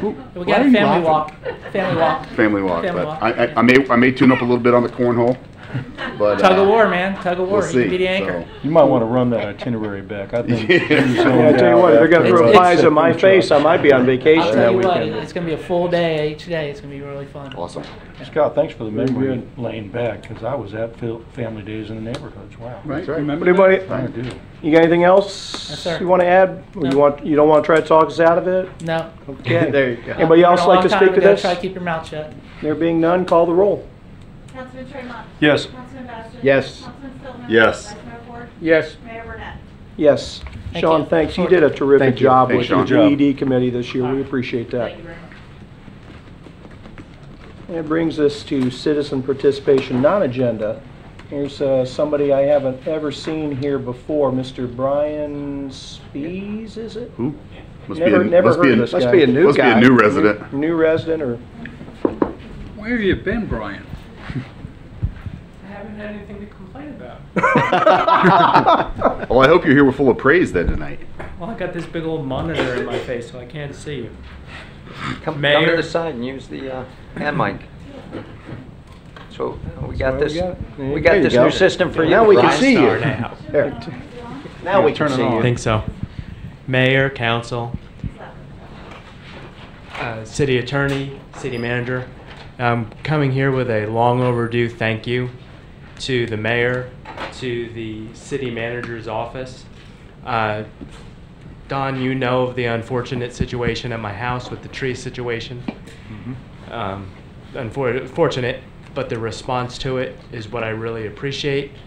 You know, I was able to contact you immediately, and you jumped right on it. City manager's office, Alan Rosen, unbelievable, fantastic. He's here somewhere. Had somebody out to my house from DeLand, looking at my trees to make sure that they weren't going to die because of what happened. And unfortunately, I wish it didn't happen, but the response to it was great. And I wish I could have came here earlier to tell you all this, but I appreciate it. And I hope, like we discussed earlier, that behind the scenes you are working on this so it's a more user-friendly situation if the city has to come out and do something like that, because it was unfortunate what happened. First and foremost, we want to be a customer service, customer-friendly organization, because we're here to serve the residents. And I'm sorry that it happened the way it did, but fortunately, we've had a lot of rain since then. I gotta believe those trees will be looking a lot better come springtime too. Yeah, Mr. Rosen had somebody from DeLand come out, and the way the cuts were, the trees were going to be fine. Good. You know, we talked about it. I don't want to blow it up, because it's a done situation. It happened. You guys are going to work on communications with the homeowners so it's not as intrusive. That's what we talked about, right? You bet. And we'll go from there. But I thank you guys very much. You got Thank you, Brian. Good to see you. Thank you, Brian. Have a good Brian, Christmas. didn't you have something to say, Brian? You told me. Didn't you have something to say earlier? Oh, yeah. Mr. Tremont is best dressed today. Sorry. That's what he said. I just didn't want him to forget. Based on Go what? cash his check while you can. Didn't Okay? want him to forget. I saw money exchange. Based on what? Brian, take care. Thanks, guys. Council comments. We'll start with Mr. Best Dressed down there. First of all, hats off Parks and Rec. Again, the tree lighting ceremony was absolutely phenomenal. You know, that's the largest crowd that I've seen out there before. I don't know about you guys, but it was just a well-attended event. The music was terrific. So whoever Susan is and the rest of the Parks and Rec staff, She's hiding. They're all first class as always. Try and buy soccer fields. Also, Buy soccer fields. yeah. Also, wanted to present a little bit of good news thus far. There was a bill in Tallahassee, Senate Bill 562 and House Bill 627. Just several, just about last year, we had passed a resolution urging Tallahassee to allow cities to regulate smoking within our city. And Matt Jones wrote up a really nice resolution, and Tallahassee's bill are very oddly similar. And how they've crafted it is to allow cities to regulate smoking in parks. If they allow cities to just regulate it ourselves anywhere, that seems to be a little tougher to pass. But they made they narrowed it down to simply parks where kids play, and that's tough to argue against that. So we'll see how that goes. I'll be heavily tracking that to allow us that opportunity to regulate smoking in our parks. As long as it includes the sport venues, then. Yeah. When we go up there next month, we'll have the opportunity. We sure will. We're on the horn already with some reps up there. And also, next Wednesday is at 10 a.m. is the groundbreaking for First Step. We as a city have decided to participate and be a partner with that. I plan as our representative to attend it. I've got to look at my schedule and see what I got at school and take some time away to get there for that morning. In the event that I don't, I'm asking if there's anybody that can show up in my absence. Okay, thanks, Bob. Other than that, my plan is to be in attendance. Let the record reflect that the vice mayor nodded yes. Cool. Yeah. And no, that's all I got for tonight, Mayor. Thanks. Okay. Bob? Again, I want to underscore what Chase has said. I was really impressed by the tree lighting, the number of people there, the number of children was impressive. And then to follow up the next day with the parade, and there were large numbers there, and the number of children particularly. Mm-hmm. You will see by this council a constant stressing of events and the like, because that's what builds community. That what builds, it's part of the sociological formulation of people's mindsets about where they live. And that's why, much sometimes to the manager's upset, I'm always looking to do whatever I can to bring events here.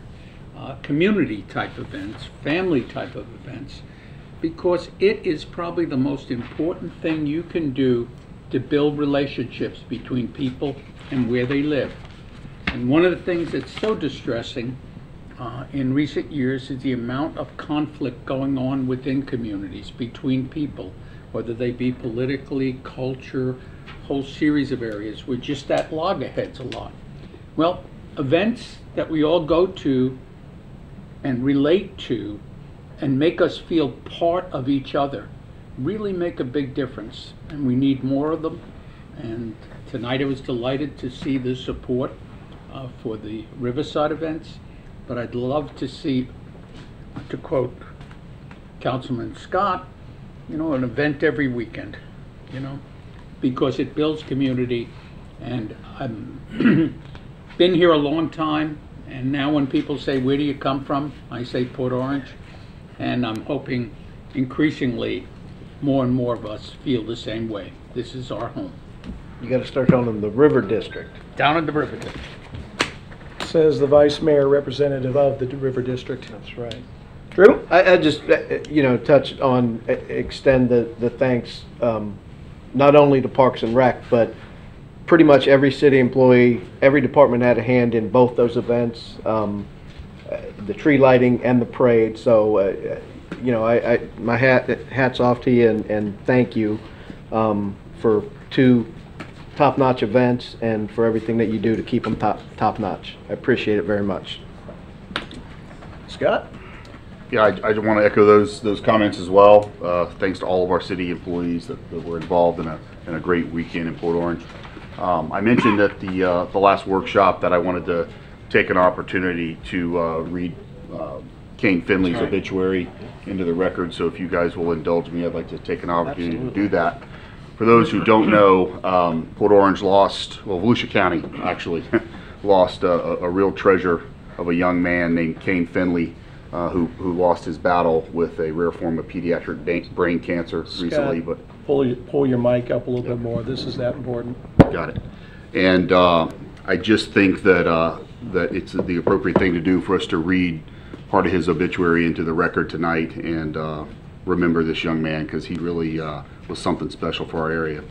Nathaniel Kane Finley, age 18, of Ormond Beach, Florida, went to his forever home on the morning of November 24th, 2017, just 1 year after learning that he had DIPG, diffuse intrinsic pontine glioma, pardon me if I mispronounced that, a rare form of pediatric brain cancer. Born to Curtis Lee and Kristen Darlene Finley, Kane grew up in Union, Kentucky, moving to Florida in 2013. Swimming has always been a part of Kane's life. He was a member of the United States of America Swimming Association through Northern Kentucky Clippers and Daytona Beach Speed Program swimming clubs. He swam for 1 year at Ryle High School and as an alumnus of Spruce Creek High School as well in Port Orange. Kane swam and volunteered with Habitat for Humanity while beginning a national public charity called Cannonballs for Kane Foundation at the age of 17 after his diagnosis. His mission to raise awareness and fund research for DIPG cure while also assisting families afflicted with this terrible disease and other forms of brain cancer. Enrolled as a college freshman and assistant swimming manager at Louisiana State University in Baton Rouge, Kane was pursuing an animal sciences bachelor's degree in the College of Agriculture with aspirations of becoming a vet. His initial service has already been held in Kentucky. However, there will be a memorial service and celebration of life that will be held here after the new year. The family has asked that you honor Kane by wearing your purple and gold for LSU and gold and gray for pediatric brain cancer, with splashes of light blue and turquoise to symbolize the water and his love for swimming. In lieu of flowers, they've asked that a memorial contribution can be made to Kane's charity, Cannonballs for Kane Foundation, and that website address is cannonballsforkane.org, and Kane is spelled K-A-Y-N-E, cannonballsforkane.org. Thank you. Good work, Scott. Thank you. That it for you? Yep. That's all for tonight. That was enough. Just a couple of things I had. Every year with this parade, I don't know about you, Bob, I have bought more and more and more candy. And I still can't keep up. That's just absolutely amazing how we manage year in and year out these large events, and maybe feel a little bit like wash, rinse, repeat. And this year we modified the route and it was shorter. It was certainly safer. There were some challenges that came out of that. I think that we rose to the occasion for most of those. The things that you always do the first time, you always do better when you learn from that. But what an amazing crowd, and what a fantastic job. I mean, Parks and Rec always leads the way with this, but you got to remember the other departments that contribute as well. Police, fire, public works, and I'm sure there are people that I'm forgetting, but if we didn't say thank you to them and the hard work that they did for us and the people of the city, we'd be remiss. So thank you to all of you. The other thing I wanted to mention, Jake, our organizational meeting that we normally have the first of the year, I would like to review our meeting rules. If you could do me a favor. That's on them. That's You've already got it on there? scheduled and on there. Okay, I want to make sure that was on the agenda, and if you could do me a favor, make sure we get advanced copies. You bet. Before even the agenda comes out, so that we all have a You chance to digest that a little bit. I think I have it make in my proper inbox. suggestions. Just Not yet, close. what's the holdup? No, I like it when I ask for things, and you guys are already on it. She's very close to being done. So- With so- some of the things that we've all talked about during the year. I could say, well done, Jake, but No. in this case, well done, Robin. Thank you for anticipating and being ready to suggest those changes. With that takes us to item 17, report from Kemper Sports and Cypress Head Golf Course. There he is. Haven't seen you in 7 days or so. I haven't seen you since 5 o'clock. Good evening, members of the City Council, Mr. City Manager, Mr. Mayor. Bob Duquette, General Manager, Cypress Head Golf Course. Following is the financial operational summary for October 2017 for Cypress Head Golf Course. Our overall revenues for October finished at $84,493 versus a budget amount of $84,244. Our range revenue was $23,28 compared to our budget amount of $25,25. And our Pro Shop merchandise was $12.96 over our projected budgeted amounts. Our payroll for the month was lower than projected, which was actually a savings of $10,142, mostly as a result of controlling some labor costs during when the rounds were reduced due to some of the rains and closures. Our operating expenses finished at $47,542 versus a budget amount $58,852. Most of this was due to timing in terms of invoices for items that were not received for the month but will come due in November. So we'll probably see the balance out in the next month itself. Our rains continued through the month of October. Over 8 inches of rain caused some flooding damage. Our maintenance team did a great job of getting everything back and operational. We were closed for a couple of days and forced to operate on their cart paths for another 9 days, which again we know affects some of the amount of play. And since the month of October is our first month in the fiscal year, the numbers for the year to date are the same as the month of October. Go on to a couple things here. Our tee sheets in terms of total rounds, we had 3,309 rounds, which included 2,585 paid rounds, 513 annual rounds with Cypress Pass member rounds, and 211 other rounds. Broken down, we had 2,584 18-hole rounds and 705 9-holers. All right, golf shop in relation to that aspect, we did well with 655 in gift card sales and 5696 in terms of pro shop sales. And our staff continues to offer lesson packages for beginners, for everyone who wants to play. I'd love to get all those kids that were here to junior camp. That would have been awesome. A junior clinic program we ran on Saturday mornings in October during the course. We had well attended and kids had a great time and brought them into a little bit more of the community, plus knowing what Cypress Head's all about. Also pleased to announce I hired a new staff member or teaching staff, Mr. Mike Dick. He's a PGA professional who moved to the Port Orange area from Indianapolis, so he's going to be helping us add to our teaching programs to help benefit all the community. Cypress Head passes became available in the month of October, and our current totals include 40 legacy pass holders, 18 Cypress Pass holders, and our last remaining founder, who is Mr. Ray Pinkley. So if you haven't seen him, you can congratulate him. We also have 71 current trail fee members. And at the golf board meeting this evening, they asked, we basically lost about 5 of the legacy pass due to either death or illness. And we lost about 5 or 6 of the Cypress Pass holders who felt that it wasn't worthwhile for them to continue for the course of the year. It still maintains pretty good balance. Multiple events in the month of October. We had the Elks Tournament, the Kennedy Space Center Tournament, the Possibility Charity Event, and the Florida Seminoles Daytona Chapter Tournament, which was well received. No Gators showed. And there's And another again, group that was looking forward to the start of college basketball season. they were, yeah. They've had a rough year, but apparently it's good for all the coaches. So, our entire teams were dedicated to helping serve the needs of our community and our golfers. Didn't mention anything about the restaurant aspect itself, which is now currently being run by Kemper Sports with the help of Don Burke as our restaurant manager. And we're expecting, in fact, we've seen a tremendous increase in terms of some holiday bookings for both events and everything else from that point of view. So, in fact, he's there tonight with the Corvette Club with about 80 people for that Nice. event.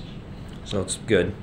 Our driving range lights are become operational. We're doing them on Friday and Saturday nights, trying to tie some action also to the tavern to help increase some sales and help the tavern as well. And again, our staff continues customer service, working together to provide the best in-class service for everyone who plays there.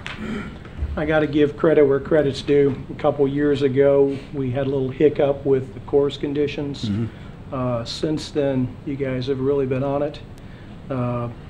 There's always going to be challenges, but particularly hurricanes don't help. But the feedback I've gotten from the golfers out there is they're really impressed with how fast you were able to get the course back after the hurricane. Yeah, thank Well you. done. Yeah, our team was working pretty hard, but we were one of the quickest back in operations in all of Volusia. That's which is because we're good. the And there's best. still some that are still struggling with all of the debris. Questions, comments?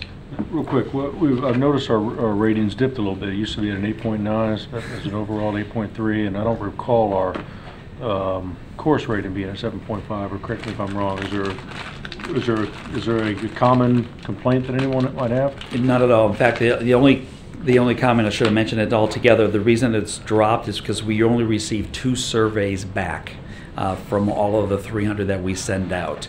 So it really kind of skews. How many do we normally sample get back? size. I'm sorry, usually 40 to 50. So I'm not sure if everybody was just busy or whatever the case may be, but we only received 2 of them, which makes it really bad if one guy doesn't like you. Yeah. All right. Yeah. Sounds good. Isn't it funny? That's what most people say about the 5 of us. Yeah. Bob, anything? Yeah, I had breakfast out there Saturday morning. It was excellent, excellent breakfast. Very Thank good. you. I heard that you didn't. I didn't see you in the golf shop though. I wanted to show you the golf shop. Yeah. But I heard you were there, so thank you very much for coming over. I know Don really appreciated it. I'm going to urge everyone to take. It's our restaurant. We really need to support it. So. Thank you. Okay.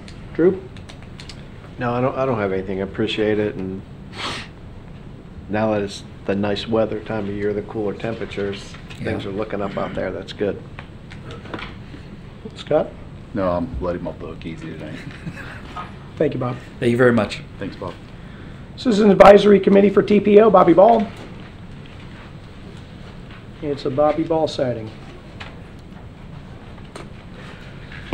Good evening. Just one thing to say before I forget. A lot of times on the surveys and stuff, you don't hear from people because they're pretty happy.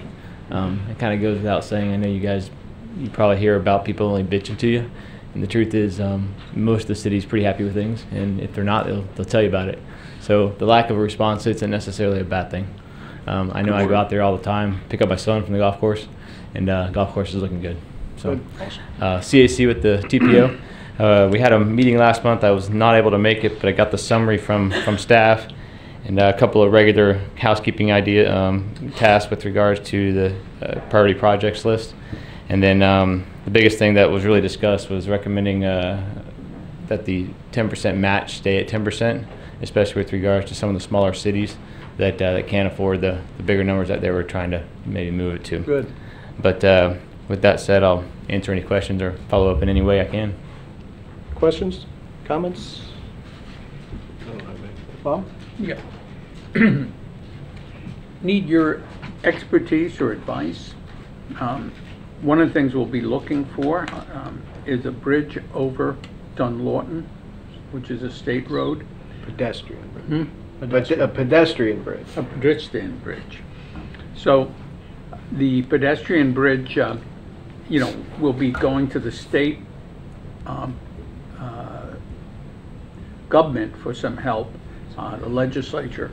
But any ideas or recommendations how we should start pushing that and get a recommendation from TPO and the like? Sure, we can work on that and got a few ideas. We've been involved in a few.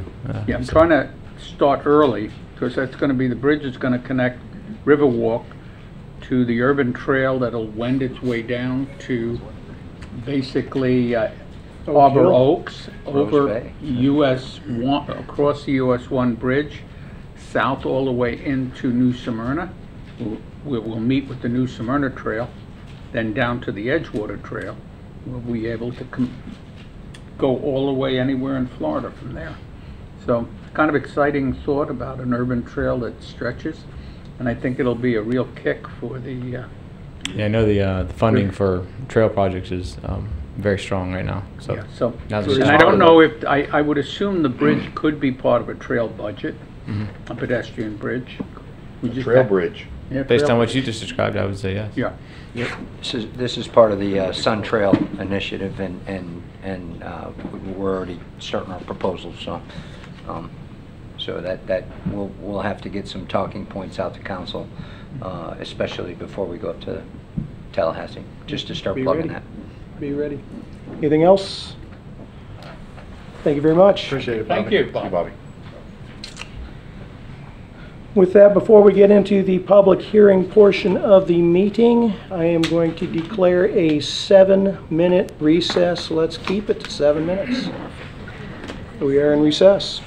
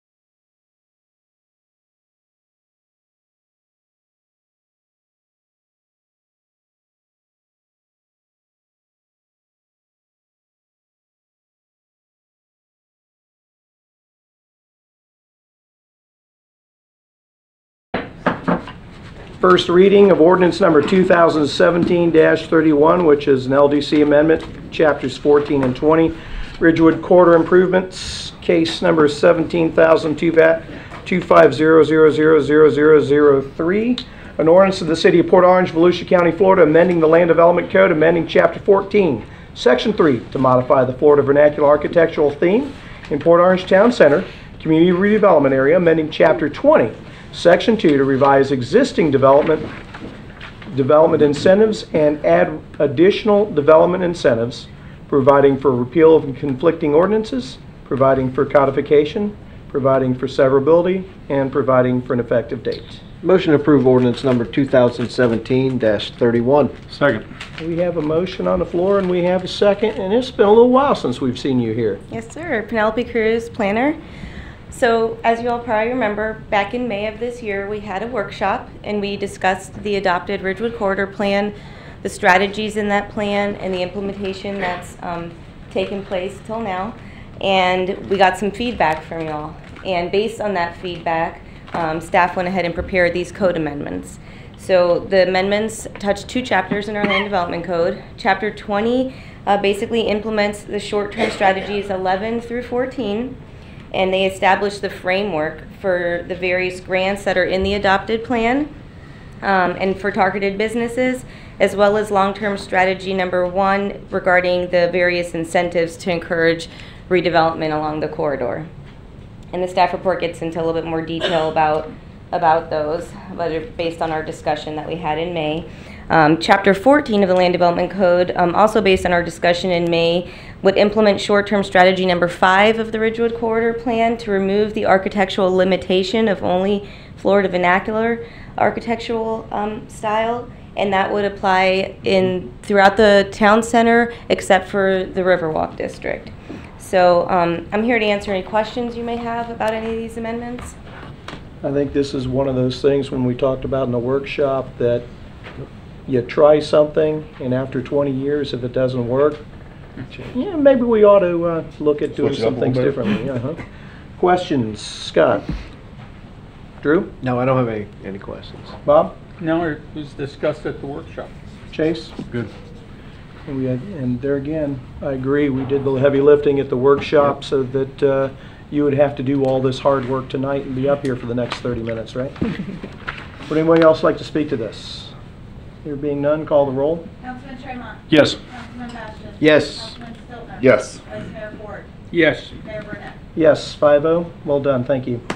Item 20, final plat and plans for Kings Landing subdivision. I don't hear anybody Has say... everybody met the Community Development Director? Nobody said the word interim. Thanks for the introduction. Tim Berman, Community Development Director. This is the final plat and plans for the Kings Landing subdivision. Initially back in May, we had brought forward the plat for the 82 acres, which established 19 lots. This is modifying that to add an additional 52 lots. This will bring the total number of lots for this 82-acre piece of property to 71. It's basically following the existing zoning there on the property, which is split between half-acre or 20,000 square foot lots and 1-acre lots. I think the split is close to 36 1-acre lots, 35 20,000 square foot lots then. It's consistent with future land use. It's consistent in terms of the requirements of Land Development Code for a residential subdivision. There's one subdivision variance being requested. That is basically not to connect to the existing Forest Troll Road, and also I believe it's the Westport Drive. Basically, they're detailed in the staff report. Basically, the Forest Troll was it could create a potential hazardous intersection at that point, and also there was a historic tree right in the middle of where that right-of-way would go into to tie into the existing subdivision. The second one with Westport is that basically that ties up into Southport Drive, which exits onto Taylor Road, which is a full access point, and there were some concerns with left turns, additional cars going through making left turns during the school hour traffic with the elementary school and the high school in there. If those subdivision variants are approved, there will still be 4 points of access within the subdivision. Staff is recommending approval of that subdivision variant. And the third item is based on the traffic study. There's a fair share project there, the Devon-Taylor Road streetlight intersection improvements that were done in 2008. This would be paying into their proportional fair share of the trips that they generate from this development that go through that intersection. So there's a fair share agreement attached to this too. Staff is recommending approval of the final plat and plans for the Kings Landing Phase 1, the subdivision variance, and the concurrency fair share agreement. Questions? Chase? No real questions, just two comments though. First of all, I greatly appreciate our developer for working with at least my request, and I believe was supported by others, to not go into Forest Stroll. And happy to see about Westport as well. That whole area, Hamlet, that's my neighborhood I grew up in. That's where my mom drives around with her scooter. The least traffic we got going in there, the better. As we develop, as we grow, which is a good thing, I still will always seek to protect the character and quiet integrity of the neighborhoods. I'm not a big fan of connecting neighborhoods all over the place, to be honest with you, as a neighborhood resident. So I really appreciate the developer working with us on that, and I remember asking that last time we were here, so very happy to see that. I did have a question about the fence. The only other request that I had, or at least discussion I had, was the fencing along Central Park, or Hensel. I was not a fan, I'm still not a fan of the PVC pipe. I don't see it in that quality of a location and of a neighborhood. I'd prefer to see the continuation of what's there with Rolling Hills. That's my preference. So I wonder if they can speak to that, see if there's any wiggle room on that at some point tonight. We ask our questions of our staff person, and then we'll ask our questions of the developer. Yeah. So hold on to that question. Okay. Remember it, Bob? No, again, I do support the closing of the roads, the two. Again, I come from a different angle. You're absolutely right, Chase. It gives an area a chance to develop character and feel that it's a special place. In addition, from my perspective, it certainly makes crime fighting a lot easier. Mm-hmm. The areas like that are cut off tend to have less problems with crime and break-ins and the like. So now, on the other hand, Drew, I will understand it makes it harder for the fire engines to get there. So. Well, it's not a one in, one out show, so No. there's 3 or 4 access points. Okay. So that'll satisfy me. Yeah, that's all I have. Drew? I had a question. I had a phone call today, and I couldn't remember what the setback was on the east side, where the school, where the properties are on the school and the homes that are over there. And I seem to remember, do we have a 35-foot setback? And the houses that abut to the school are zoned R20. That has a 25-foot rear yard setback, but I believe there's a conservation easement back there too, so that kind of pushes that even further back out then. Okay, so the setback would be in addition to the conservation easement? The conservation easement, I believe, in that area is a little bit larger than the setback then, so I'll push it back a little bit, I think it's like 25 feet to 30 feet in that area then. Okay, and then I remember that there's going to be no building back there. They couldn't put a shed or anything, and that kind of the landscape that's there is not going to be cleared or removed? In the area that's designated the conservation easement back there, they wouldn't be able to put any type of structure there then, in that case then. Okay. So there'll be a pretty good natural buffer and some space. It's not going to be sitting right on top. Okay. Appreciate it. Thank you. Scott? No. Glenn, come up here and take your grilling. Thank you. For the record, my name is Glenn Storch, and I represent Kings Landing and the applicant in this case. I do want to mention a couple things. One, we have worked very closely with staff. We obviously listened to you last time when you told us what you were looking for. When we talked about the fact there were 6 roads leading into this area, you thought that was too many, and therefore we reduced it to the logical roads it should be. Yeah. So now there are still 4 roads leading into it, but 2 have been removed. And the 2 that have been removed seem to be the most logical, and staff supported that. And by the way, the planning board also supported this this recommendation as well. I do want to make it very clear, we have met every single requirement of zoning, every single requirement of the Land Development Code, other than the 2 road waivers we talked about. So that's what you asked us to do, and we did that. Yes, sir. There were some, obviously in my mind, there were some things that could have been done with a PUD that would have added some and enhanced it, but this is what the neighbors wanted, so this is exactly what we're providing. As to the fence, the actual decision has not been made yet, but we're required to tell you what the minimum will be, and the minimum will be what is required in the code. And so that's why the PVC fence is there. But it's certainly possible that it may be something else, because what we are finding, of course, is that from a marketing standpoint, this is the last piece available. And so we are anticipating, from a marketing standpoint, that there's a lot of demand for this location. And by the way, the demand is not just for homes. Apparently the demand was for debris storage. And we're very pleased we were able to work out the deal with the city on allowing the debris storage and removal in that area. And the city has done exactly what they said they would do. We couldn't ask for a better partner. And the fencing is just a preference. It's just a what? Just a preference. I understand. I understand. Waiver on And my support. I've got to believe that the values of the homes would be enhanced, meaning that you'd get a better sales price with a better product, but we'll let your marketing savvy go to work with that. And that's exactly, now we're looking at the market issue.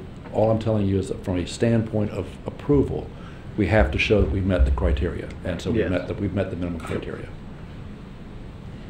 Comments, questions? Okay, thank you. Anyone else here like to speak to this? Yes. Come on up. A lot fewer people here than there were before. A whole lot. But we still have a issue here. My name is William Litch. I live 763 Tumblebrook Drive. I lived off Hensel Road for approximately 30 years now. Been in Volusia County since 1974. One of the main things here, I tend to disagree with Mr. Tremont. Okay. Yeah. Mr. Tremont. My background is emergency services, firefighting, paramedic. If you look at the map, you'll notice there's 2 exits for a large majority of people over there. You've got Spruce Creek Road and you've got Hensel. In an emergency, which we know we don't have any hurricanes or fires ever in this area, if you know what I'm talking about, debris removal on the property as it sits right now, we kind of attest to the fact that there are emergencies. If there were an incident like a traffic accident or an overturned truck on Hensel Road at that entrance to that subdivision, the Broken Bow heads south, goes nowhere, has to come back around to Hensel. Rocco Road heads to Hensel.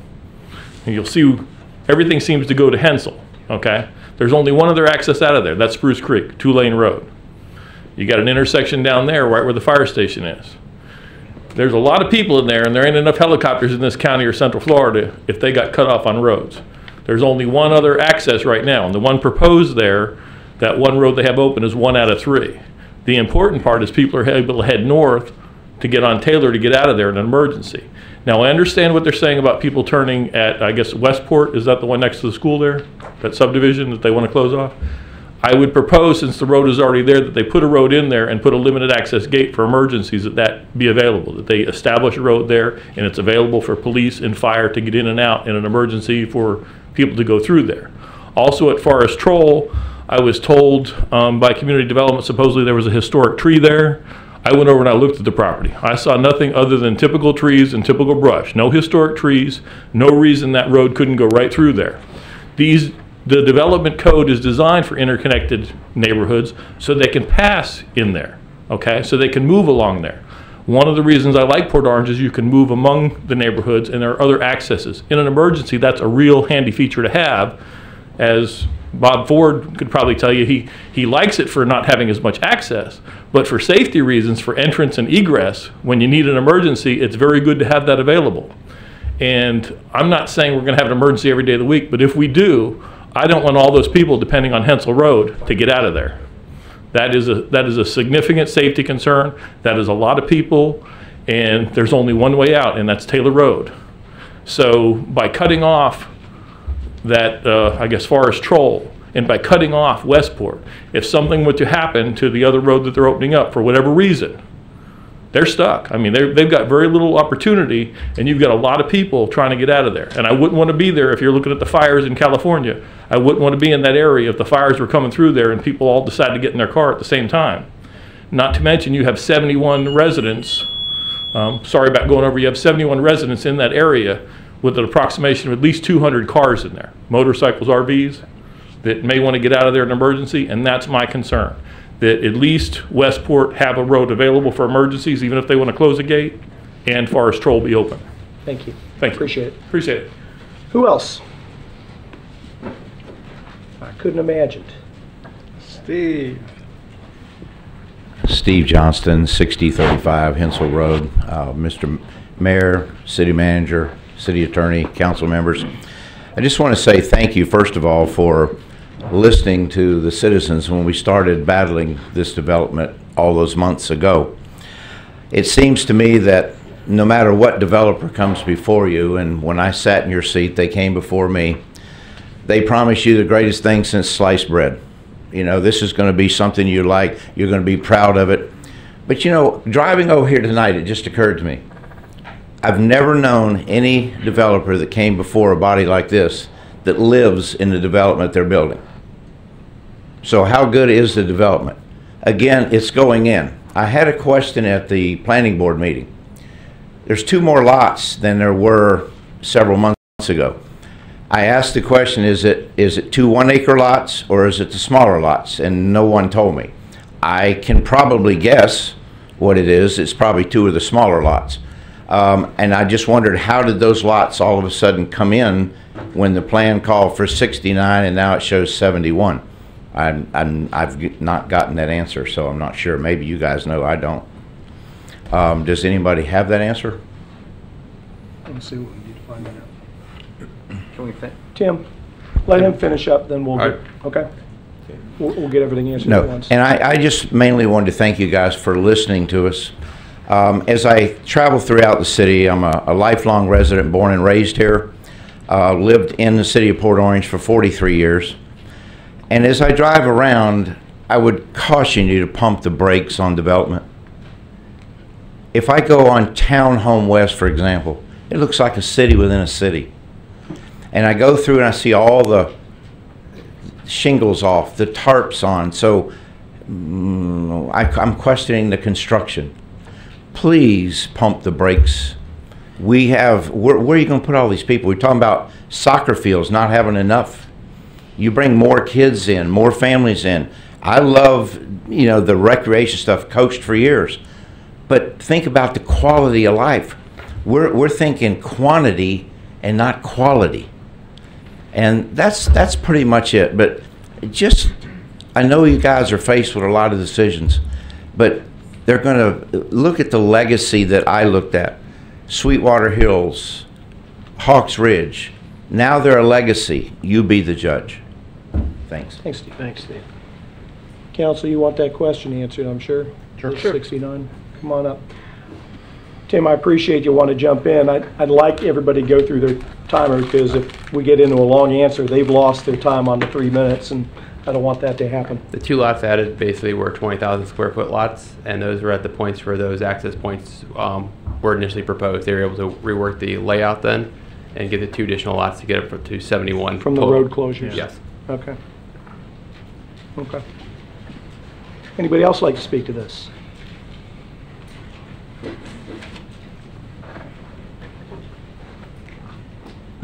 Good evening, I'm Lisa Nunez. I'm a resident at 804 Bay Ridge Lane, business owner in this town also.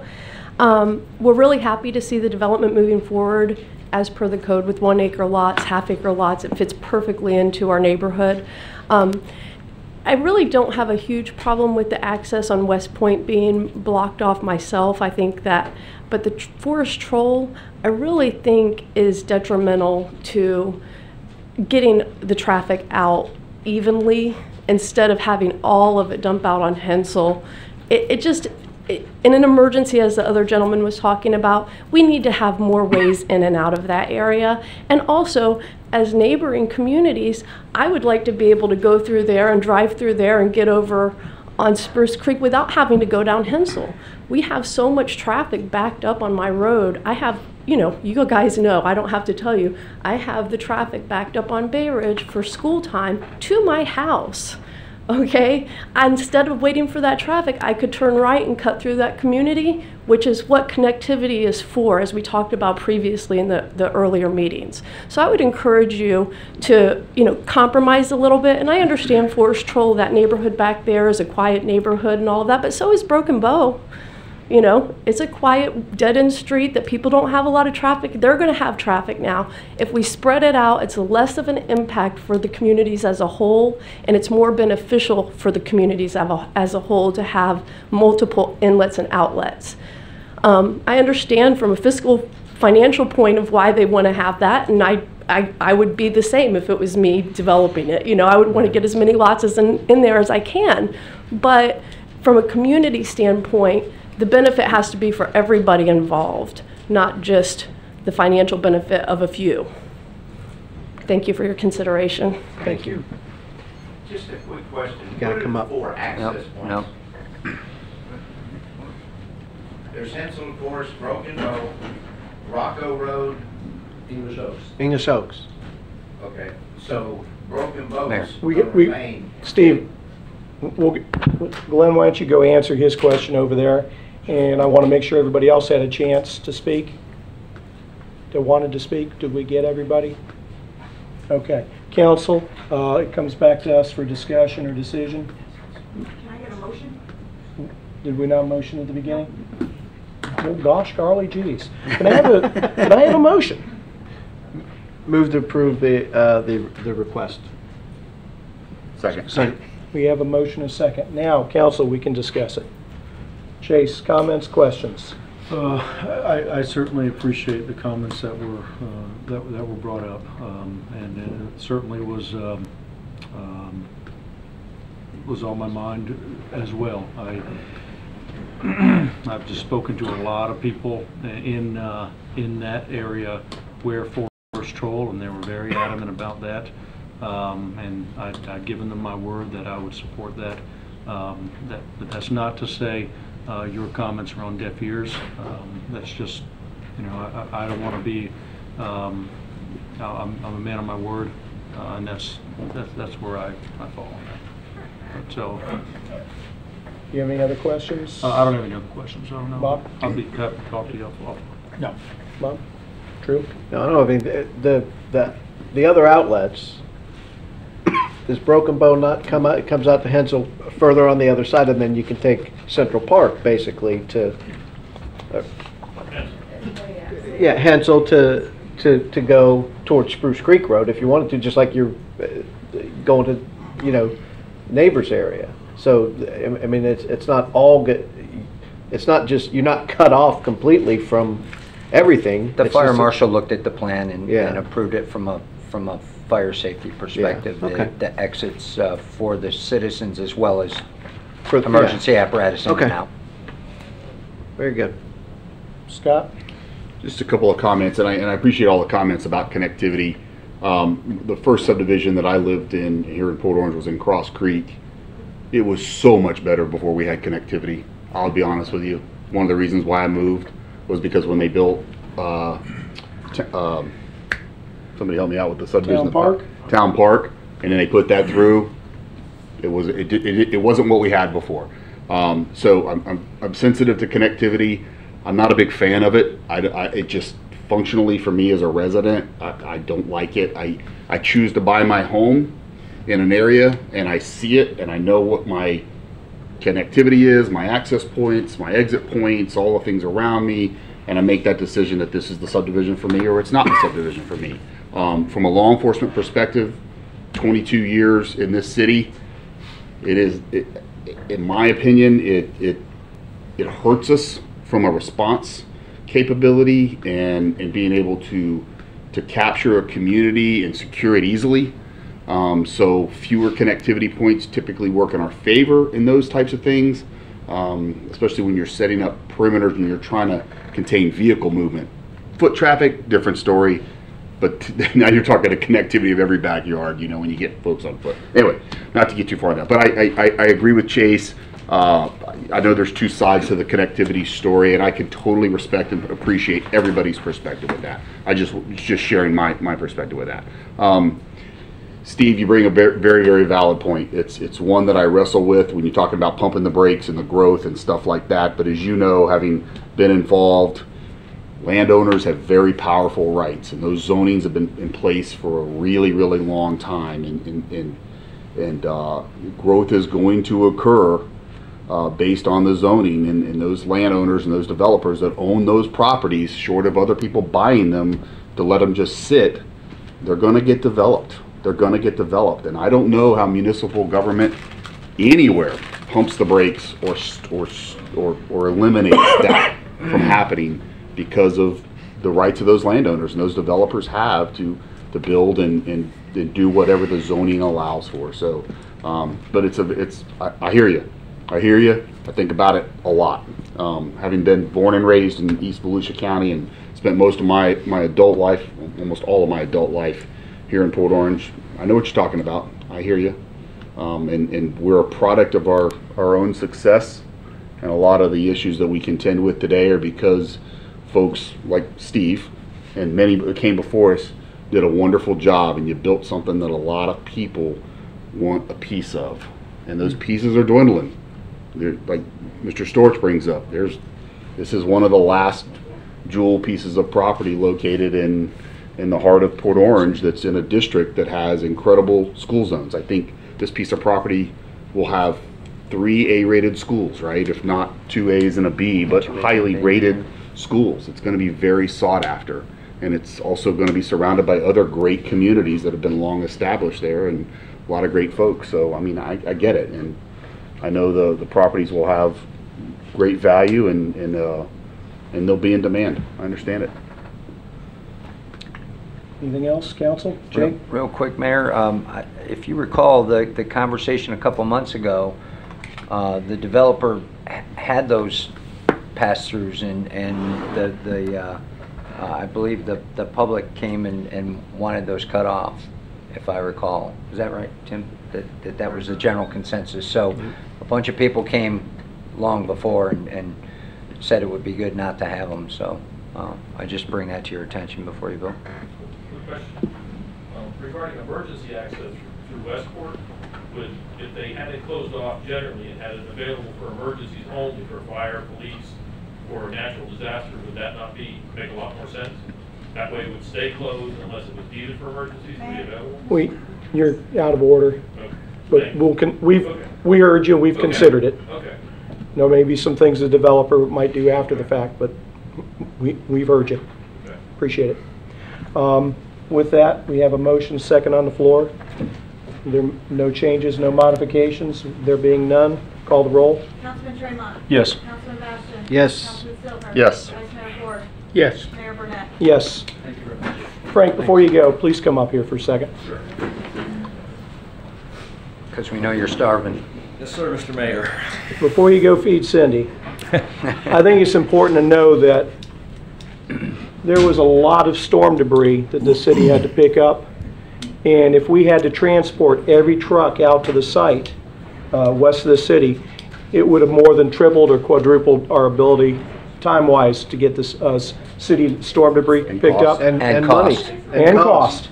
And because you stepped up, I appreciate the fact that you did not even hesitate to say yes and offer that up to that. I think it's important for people to know that and for us to thank you. Appreciate it. It is appreciated, Frank. Anytime. Thanks so much. Thank you. Thank you. Get out of here. Make sure Glenn clocks out before you leave. First reading of ordinance number 2017-32, Police Pension Amendment for the Share Plan. An ordinance of the City of Port Orange, Volusia County, Florida, amending Chapter 54, Article 5, Code of Ordinances, City of Port Orange, Florida, entitled Police Pension Fund, amending Section 54-137, Funding, creating a new Section 54-140, Share Plan, providing for repeal of conflicting ordinances, providing for severability, and providing for an effective date. Motion to approve ordinance number 2017-32. Second. We have a motion and we have a second. Who's presenting? Did everybody read the background materials? Yes. Yep. Okay. Jamie, if you would give us the briefest of recaps. We're good. Absolutely. Jamie Miller, Administrative Services Director. This is reflective upon an item that happened during collective bargaining negotiations. A recent law was passed a couple of years ago, actually, now, that requires the cities that participate in 175, 185 chapter plans to establish a share plan. They do not require us to fund the share plan, but we must negotiate on what that funding will or will not look like. So this is a product of, during negotiations this year, we had established mutual consent, which will establish a plan but will not fund it at this time. So you're seeing that come before you in the form of amendment to the pension ordinance. Questions, council? None? Would anyone else here care to speak to this? Being none, call the roll. Councilman Sherman? Yes. Councilman Batchel? Yes. Councilman Stillman? Yes. Vice Mayor Ford? Yes. Mayor Burnett? Yes, 5-0. Item 22 is the award of contract to A.G. Pfeiffer Construction Company for renovations at the Dorothy L. Huckel City Annex. Mayor, as Susan comes up, we were going to put this on consent, but we think it's important that you get briefed on how things have evolved and where we're going to get the money from. So, Susan. Good evening, Susan Val, Parks and Recreation Director. We opened RFP 1737. We had two bidders, A.G. Pfeiffer Construction. There was a apparent low bidder. The bid came in at much more than we were budgeted for. We've had to do some value engineering to it. We also budgeted some, I think it was like 4.5 alternates. We have taken out some of those alternates, one being the gas pumps and the fuel pump canopy that was looking at being redone. So what's in the bid right now is to renovate the building, the interior of the building for the offices, the roof, and the exterior landscaping. It will also include alternates. Ceiling panels. Yeah, gotcha. It will include the alternates to do the painting of the outbuilding to the fire department. So that building will be painted at the same time. It's like $4,000. Uniform storage and things. And it will include a. Is that $4,200 just to paint the outside? Yeah. It's got to be pressure washed. It's got to be painted and. Prepped. Yeah. Prepped, the wall prepped, not just slapping paint on the wall. We're talking the little building that's by the gas pumps. The old evidence. The old evidence building. The evidence building. It's not that It's not that little. Not the little one. The one on the other side of the east of the gas pumps, yes? Right, the old evidence building. Yep. That's $4,200 to paint the outside. Mm-hmm. Wow. Okay. It also includes the partition beam in the conference room. So if we later want to go back and put in a partition wall, that beam will be included in the ceiling, which will be very difficult for us to go back and do later. It also, the other alternate is a unit pricing for the way they're going to redo the ceiling and the roof. It's a unit cost, so we are going to approve that part of the bid, which is going to bring the total budget to $1,918,040.51. Keeping in mind, this does not include the shelves. The shelves will be done separately for the clerk's office, and that will come before you either as a piggyback contract or a separate contract. And we're going to direct purchase that. In the meantime, we will be looking at some direct purchasing to the HVAC systems to see if we can't save some money on sales tax, to see if we can't lighten the blow a little bit on the over budget. And I think attached is all the funding sources in which we've pulled money from in order to do this. It does include new HVAC, right? Yes, sir. Okay. So I'd like to add to that. I would like to itemize where the money's coming just for council's awareness and the POG TV balance, which we're done with our POG TV upgrade. There was about $7,000 left in that. Riverwalk Phase 1B.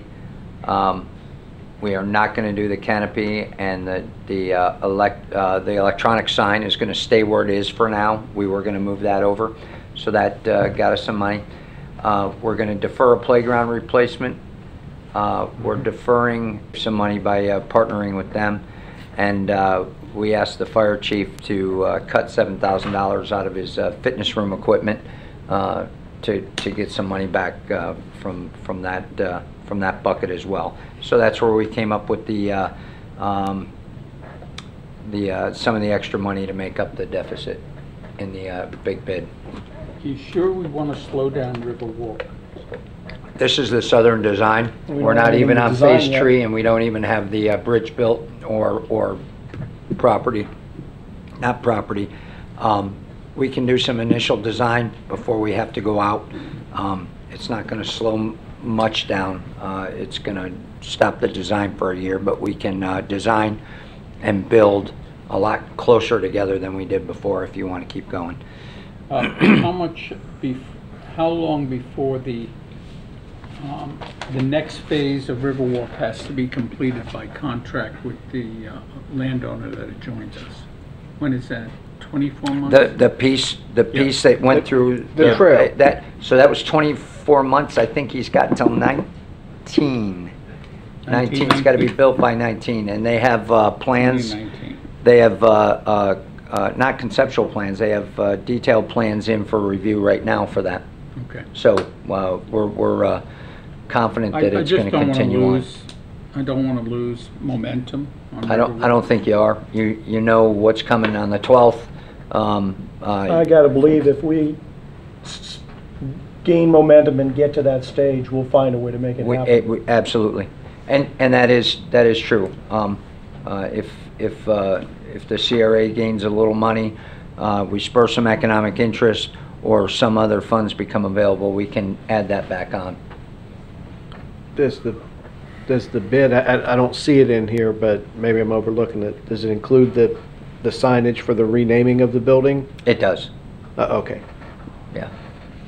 The font is very small now, but no, it does. You don't even have the word City Hall on City Hall, and you're trying to name other buildings? Well, we already. We might be able to get a deal on those letters, the City Hall letters. Scott, do you got anything? Any other questions, any other comments? Anybody else here like to speak to this? There being none? Do you Mayor. have a motion in a second? No? Well, I I do would have- entertain a motion at this time. I do have one other.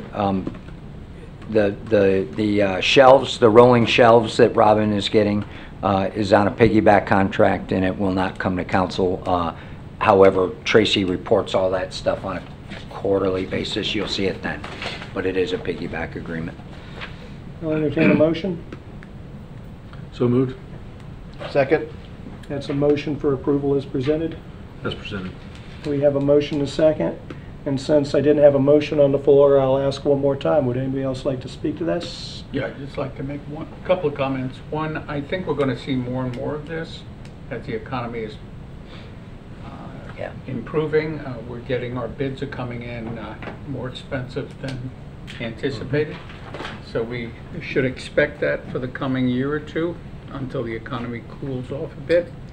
And the second comment is someday we're going to have to find out, save money and build when the economy is weak and relax when the economy is strong. It would really, if government would spend its money during poor economic times, we'd keep employment better and lessen the impacts of recessions. But we do just the opposite. I'm going to remember you said that when we set the millage rate next year. Yeah, we're going to set it low because Just messing with you. because we're building. Okay.